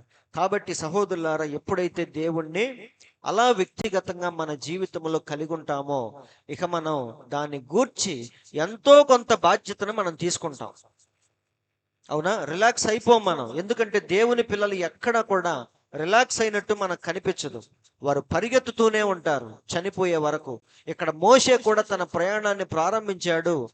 చనిపోయేంత వరకు ఆ జర్నీలోనే ఉన్నాడు ఆయన. అంతేగాని రిలాక్స్ అయిపోలేదు. ఎర్ర సముద్రం దాటించేసి ఇక మీరందరూ వెళ్ళిపోండి, నా వయసు అయిపోయిందిలే, నేను ఇక్కడే గుడారం వేసుకొని ఉంటానని చెప్పాడా? లేదండి. 120 సంవత్సరాలు దేవుడు ఆయన్ని తీసుకునే వరకు ఆ పరుగు పందెంలోనే ఉన్నాడు ఆయన. కాబట్టి ఎందుకు అంటే మండుచున్న పొదలో నిజమైన దాన్ని ఏదో చూశాడు ఆయన. అవునా? అప్పటిదాకా ఏంటి, ఆయన క్లారిటీ లేదు. అందరూ చెప్తున్నారు అబ్రహాము దేవుడు, ఇస్సాకు దేవుడు, యాకోబు దేవుడు అంటున్నారు. ఆ దేవుడు ఎక్కడ ఉంటాడు, ఎలా ఉంటాడు, ఆయనకి ఏమీ తెలియదు. కానీ మండుచున్న పొదలో ఎప్పుడైతే చూసి లోపల నుంచి ఒక శబ్దం వినపడింది. ఏంటా శబ్దం? నేను అబ్రహాము దేవుడను, ఇస్సాకు దేవుడను, యాకోబు దేవుడను. అప్పుడు చిన్నప్పటి నుంచి విన్న మాటలన్నీ ఒక్కసారిగా గుర్తొచ్చింది. ఆయనకు ఆ క్లారిటీ వచ్చింది, నిజమైన దేవుడిని నేను చూశాను అని. అందుకే ఆ ధైర్యంతోనే వెళ్ళి ఫరో ముందు నిలబడ్డాడు. అవునా? ఫరో అడుగుతాడు, ఏమని? నువ్వు అడగగానే పంపించటానికి యెహోవా ఎవడు అని అడుగుతాడా లేదా? అడిగినప్పుడు ఏమన్నాడు ఆయన? ఎలాంటి దేవుడు ఆయన అని అక్కడ రుజువు చేశాడా, చేయలేదా? కర్ర కింద పడేశాడా, లేదా? కాబట్టి సహోదరులారా, ఎందుకు అంత ధైర్యం చేశాడు, అంత బాధ్యత తీసుకున్నాడు అంటే ఆయన నిజమైన దాన్ని ఏదో చూశాడు. వింటున్నారండి? ఆ దేవుణ్ణి చూసిన ఏ వ్యక్తి కూడా రిలాక్స్డ్గా ఉండలేడు. వాడు పరిగెత్తుతూనే ఉంటాడు, మండుతూనే ఉంటాడు, బాధ్యత కలిగి ఉంటాడు. అపోస్తులైన పౌలు లాగా భారము కలిగి ఉంటాడు. ఎవరైనా సరే ఇక్కడ చూడండి, యెషయా ఉజ్జియాను చూస్తూ పెరిగాడు. ఒకరోజు ఉజ్జియాకి తెల్లని కుష్టు వచ్చింది. అప్పుడు విలవిల్లాడిపోయాడు. అరే, ఎవరినైతే నేను హీరో అనుకొని ఇన్ని రోజులు చూస్తూ పెరిగానో ఇప్పుడు ఆయనే జీరో అని తెలిసిపోయింది. నిజమండి, హీరోలందరినీ మన దేవుడు ఏం చేస్తాడు చెప్పండి? జీరోలు చేస్తాడు. అది దేవునికి ఉన్న మరి. నెబుకద్నెజరు బెస్ట్ ఎగ్జాంపుల్. అవునా? గడ్డి మేపించాడా లేదా? ఫరో ఏమనుకున్నాడు? నన్ను మించిన వాడు లేడు అనుకున్నాడు. ఎర్ర సముద్రంలో నేటికి వాటి గుర్తులు ఉన్నాయా లేదా? కాబట్టి ఇలా ఎవరినైనా మీరు గమనించండి, హీరో అనుకున్న ప్రతి వాడిని దేవుడు ఏం చేస్తాడు? జీరో చేస్తాడు. ఒక పాయింట్లో జీరో అనుకున్న ప్రతి వాడిని ఏం చేస్తాడు దేవుడు? హీరోని చేసి కూర్చోబెడతాడు. ఇక్కడ కూడా ఉజ్జియా హీరో అనుకుంటున్నాడు పాపం యెషయా. కానీ ఒకరోజు అందరూ చూస్తుండగానే తెల్లని కుష్టి వచ్చేసింది. అందరూ కలిసి తీసుకెళ్లి ఊరవతల పడేశారు. ఒక చిన్న గుడిసెలో పెట్టారు. చచ్చిపోయే వరకు అక్కడే ఉన్నాడు.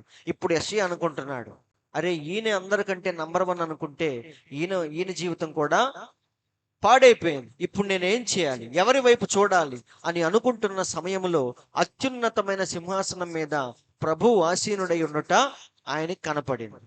వింటున్నారండి? ఆ దృశ్యాన్ని చూసి ఆయన, అది రాజంటే ఏంటో ఇప్పుడు ఆయనకి తెలిసింది. రాజంటే ఉజ్జియా ఇప్పటిదాకా, కానీ అసలైన రాజు ఉజ్జియా కాదు. ఎవరైనా ఆ అత్యున్నతమైన సింహాసనం మీద కూర్చుండగా ఆయన్ని చూశాడు. చూడంగానే ఒక్కసారిగా గట్టిగా అరిచాడు. ఏమని అరిచాడు? ఒకసారి చూద్దాం. ఇక్కడ నేను పెట్టలేదు, పెట్టాను చూడండి. యెషయా గ్రంథము 6:5. ఎప్పుడైతే ఆ దృశ్యాన్ని చూశాడో గట్టిగా అరుస్తున్నాడు, అయ్యో నేను అపవిత్రమైన పెదవులు కలవాడను. అది అప్పుడు గుర్తొచ్చింది మనకి. మనం ఎలాంటి వాళ్ళమో ఎప్పుడు గుర్తొచ్చింది? ఎదురింటోడు అడిగినప్పుడు కాదు, వాక్యం వచ్చినప్పుడే. మనం ఎలాంటి వాళ్ళమో బయటపడేది. అప్పటి వరకు మనం పరిశుద్ధుల్లాగే ఫీల్ అవుతాం. అవునా? కాబట్టి సహోదరులారా, ఎప్పుడైతే దేవుణ్ణి చూశాడో ఇప్పుడు ఒప్పుకుంటున్నాడు. ఏమని? నేను అపవిత్రమైన పెదవులు కలవాడను, అపవిత్రమైన పెదవులు కల జనుల మధ్య నివసించువాడను, నేను నశించి తిని, రాజును సైన్యములకు అధిపతియగు యెహోవాను నేను కన్నులారా చూచి తిననుకుంటుని. అప్పుడు ఆ శరాపులలో ఒకడు తాను బలిపీఠము మీద నుండి కారుతో తీసిన నిప్పును చేత పట్టుకొని నా యొద్దకు ఎగిరి వచ్చి నా నోటికి దాన్ని తగిలించి, ఇది నీ పెదవులకు తగిలిను గనుక నీ పాపమునకు ప్రాయశ్చిత్తమాయను, నీ దోషము తొలగిపోయెను అని చెప్పాను. ఇప్పుడు ఆయనకి అసలైన ప్రాయశ్చిత్తం ఇప్పుడు కలిగింది. అవునా? ఆ అగ్ని ఎప్పుడైతే ఆయన పెదవులకు తగిలిందో అప్పుడు చెబుతుంది, నీ దోషమునకు ప్రాయశ్చిత్తము జరిగిపోయింది అని. ఇప్పుడు ఆయన నిజంగా పవిత్రుడయ్యాడు. అప్పుడు ఒక స్వరం వినపడింది ఆయనకి. ఏంటది? నేను ఎవని పంపెదను, మా నిమిత్తము ఎవడు పోవునని ప్రభువు సెలవీయగా వింటిని. అందరూ ఆలకిస్తున్నారా? ఇప్పుడు యెషయాకి ఏమొచ్చింది చెప్పండి? అసలైన కన్ఫర్మేషన్ ఇప్పుడు వచ్చింది. అవునా? ఈ రాజు బెస్ట్ అనుకుంటే ఆ రాజు బెస్ట్ కాదని దేవుడు రుజువు చేశాడు. మరి ఎవరు బెస్ట్ అని అనుకుంటున్న సమయంలో ఎవరిని చూశాడు ఆయన? భూమి ఆకాశములను కలుగజేసిన సృష్టికర్తను ఎప్పుడైతే చూశాడో అప్పుడు యెషయాకు అర్థమైంది. ఏమనంటే, మేమందరం దేవుని దృష్టిలో వేస్ట్ అని. అప్పుడు దేవుడు ఆయనతో ఏమంటాడంటే, నీ పాపమునకు ప్రాయశ్చిత్తము జరిగింది అని చెప్పాడు. ఇప్పుడు ఆయనకి కన్ఫర్మ్ అయిపోయింది. ఇక నెక్స్ట్ ఏంటంటే, మా నిమిత్తము ఎవడు పోవునని ప్రభువు సెలవీయగా వింటిని. ఒక స్వరాన్ని విన్నాడు. ఏమని? దేవుని నిమిత్తం ఎవరు వెళతారు, ఎవరు ఆ బాధ్యత తీసుకుంటారు? వింటున్నారండి? అది చాలా ప్రాముఖ్యమైన బాధ్యత. జీవితంలో అన్నిటికంటే ప్రాముఖ్యమైన బాధ్యత ఏంటంటే దేవుని పిల్లల్ని గూర్చిన బాధ్యత, సంఘములను గూర్చిన బాధ్యత. అది చూడటానికి చాలా సింపుల్గా ఉంటుంది. సేవ అంటే అంటే ఆటకాయితనంగా ఈరోజు జరిగిపోతా ఉంది. కానీ దేవుని దృష్టిలో మాత్రం అది చాలా విలువైన ఉద్యోగం. చెప్పాలంటే గవర్నమెంట్ ఉద్యోగం వచ్చినప్పుడు మనం ఎలా ఫీల్ అవుతామో, దేవుని యొక్క ఉద్యోగంలోకి వెళ్ళినప్పుడు కూడా మనం అలాగే ఫీల్ అవ్వాలి. ఎందుకంటే అంత విలువైంది అది. కానీ ఈరోజు అలా జరిగిపోతా ఉంది. పాస్టర్లకి వాళ్ళు చక్కగా నీట్గా ఇస్త్రీ చేసిన బట్టలు వేసుకొని, విలువైన వాచీలు, బూట్లు అన్నీ తగిలించుకొని చక్కగా వాళ్ళు సరదాగా జోకులు వేసుకుంటా. ఎలాంటి జోకులు తెలుసా? అయ్యి బైబిల్లో ఉన్న జోకులు. మళ్ళీ బయట జోకులు వేసుకోకూడదుగా. ఎవరన్నా చూస్తే ఏమంటారు? లోకస్తుల్లాగా కుళ్ళి జోకులు వేసుకుంటున్నారు ఏంటి అంటారని బైబిల్లో ఉన్న విషయాలు, వర్తమానంలో ఉన్న విషయాలనే వారు మాట్లాడుకుంటూ నవ్వుకుంటూ చక్కగా అలా సరదాగా ఉంది వాళ్ళకి సేవ అంటే. కానీ దేవుని దృష్టిలో అదొక పెద్ద బాధ్యత, బరువు. అందుకే యోనా తర్షీషుకు వెళ్ళే వాడెక్కాడు. నినివేకి వెళ్ళే వాడెక్కమంటే పాప యోనా పరిగెత్తుకుంటూ తర్షీషుకు వెళ్ళే వాడెక్కాడు. ఎందుకంటే అది మామూలు బాధ్యత కాదు. ఒక దేశాన్నే మార్చాలి, వారందరినీ జీవము కలిగిన దేవుని వైపుకు తిప్పాలి. అది చాలా పెద్ద బాధ్యత. ఇక్కడ కూడా దేవుడు అడుగుతున్నాడు, ఎవరు వెళతారు మా నిమిత్తం అంటే అప్పుడు వెంటనే యెషయా చెయ్యెత్తాడా ఎత్తలేదా? ఏమన్నాడు అక్కడ? అంతట నేను చిత్తగించము, నేనున్నాను అని చెప్తున్నాడు. అంటే ఆ బాధ్యత, బరువు నేను తీసుకుంటాను అని చెప్తున్నాడు. ఎందుకలా గట్టిగా చెప్పాడు అంటే ఆ క్లారిటీ ఆయనకు వచ్చేసింది. భూమి మీద ఎవడు సరైన లేడు అన్న విషయం ఆయనకు అర్థమైపోయింది. అసలైన రాజు ఒక్కడే ఉన్నాడన్న విషయం తెలిసిపోయింది. ఆయనే సైన్యములకు అధిపతియగు యెహోవా.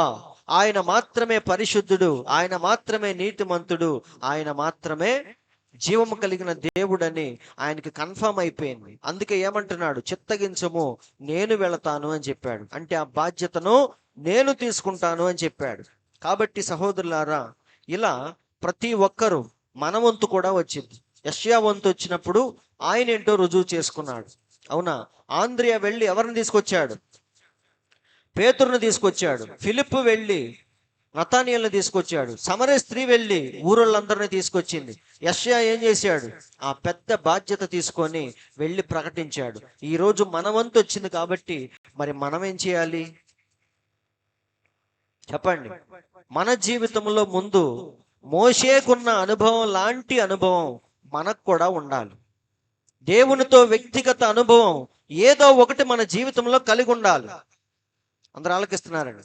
నువ్వు కరెక్ట్గా ఇంట్లో కూర్చొని వాక్యం చదువుతూ ప్రార్థన చేసుకుంటూ నీ పాటికి నువ్వు అలా ఉంటే ఖచ్చితంగా దేవుని యొక్క అనుభవాన్ని నువ్వు చూడగలవు.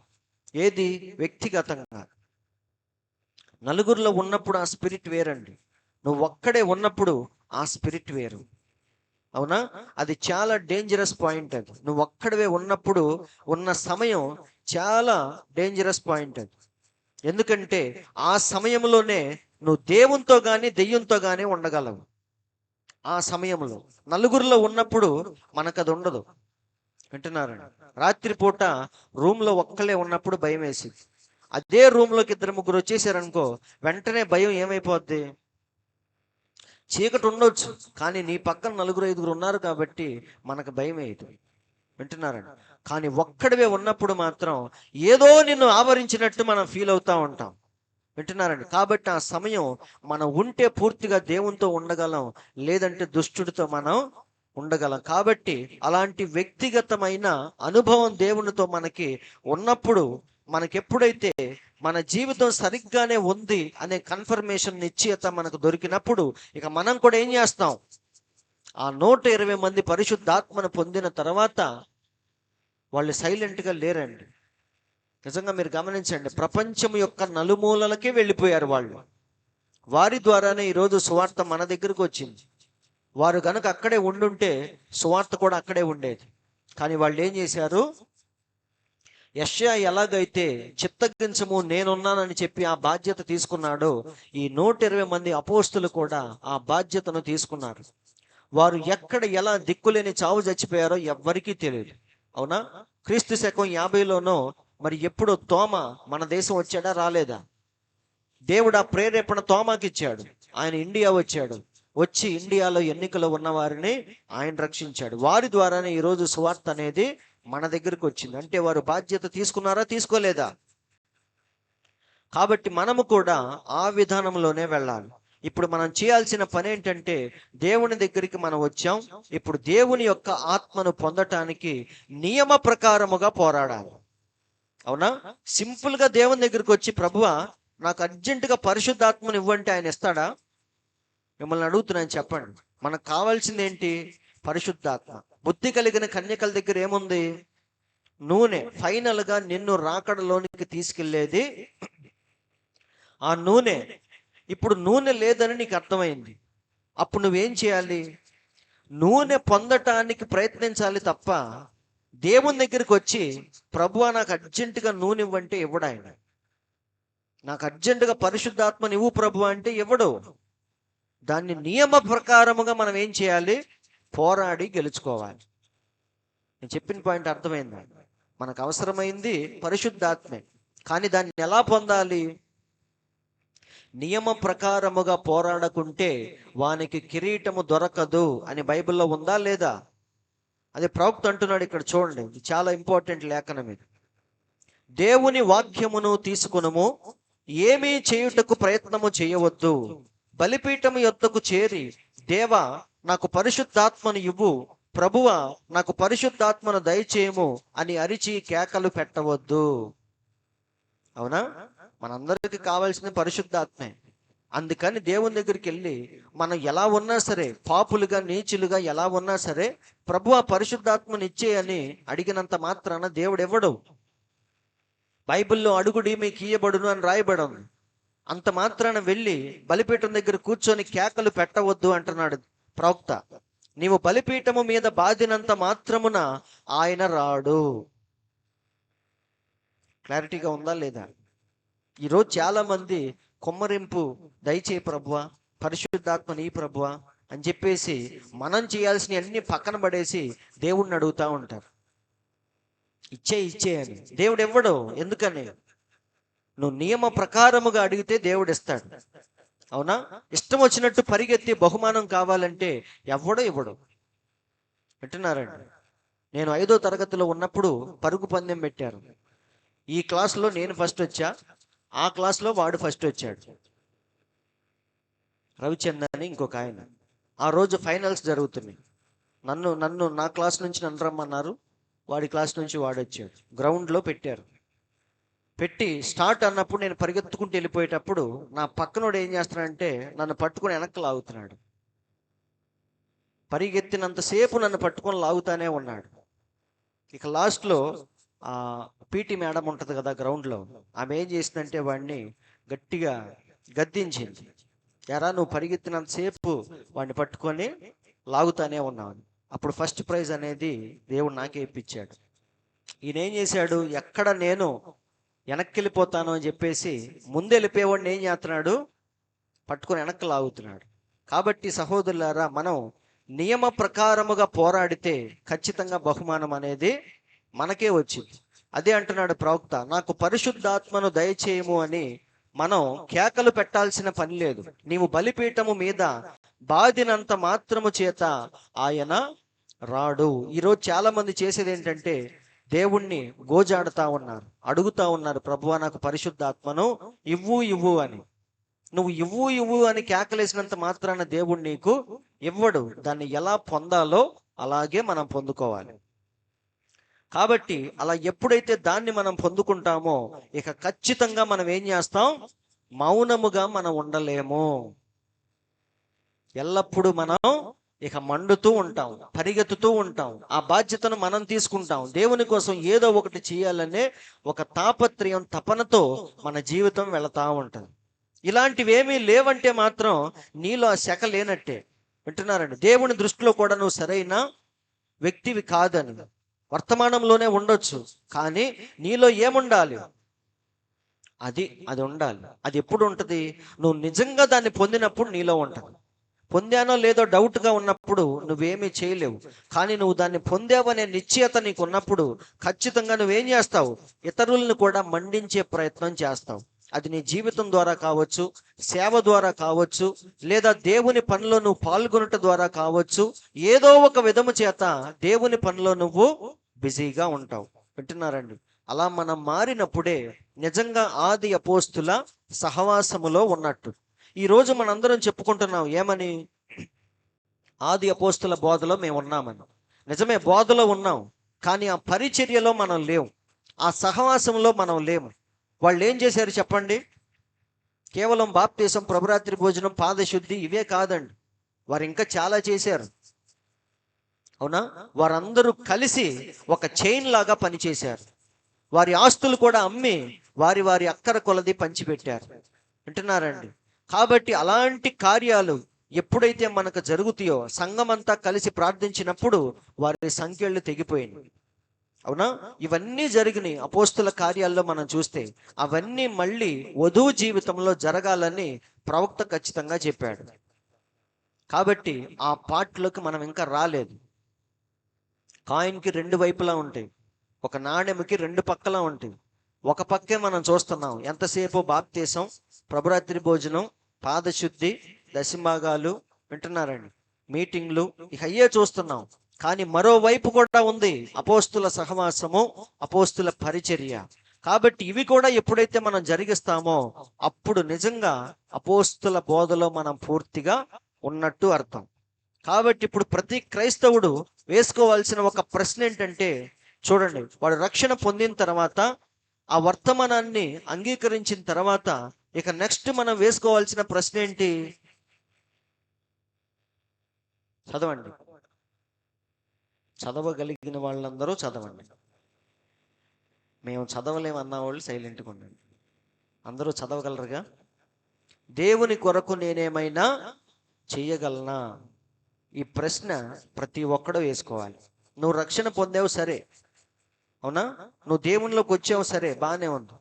కానీ దేవుని కోసం ఇంకేమైనా నేను చెయ్యగలనా అని నువ్వు ప్రశ్న వేసుకో. దేవుడు ఖచ్చితంగా నీకు ఆ యొక్క సమాధానం ఇస్తాడు. ఇంకోటి ఏంటి, ఏ విధంగా నేను దేవునికి ఉపయోగపడగలను? ఈ ప్రశ్నలు ఖచ్చితంగా మన జీవితంలో ప్రతి ఒక్కడు వేసుకోవాలి. వాక్యం చెప్పే పాస్టరే కానీ, వినే విశ్వాసులే కానీ, ఎవరైనా సరే, అది నిజమైన పట్టింపు, నిజమైన బాధ్యత. అంటే అది నేను ఇంకేం చేయగలను, దేవుని కోసం ఏం చేయగలను, అది మనం చేసేటివే. వింటున్నారండి? కేవలం వచ్చి అలా వెళ్ళిపోవటం కాదు.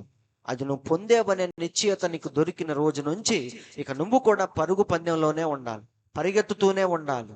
నువ్వు మండుతూ ఉండాలి, ఇతరుల్ని మండించాలి. అవునా? ఇలాంటి భక్తి ఎప్పుడైతే మనం చేస్తామో ఖచ్చితంగా దేవుడు మన జీవితాన్ని, మన భక్తిని, మన ఆరాధనను ఆయన అంగీకరిస్తాడు.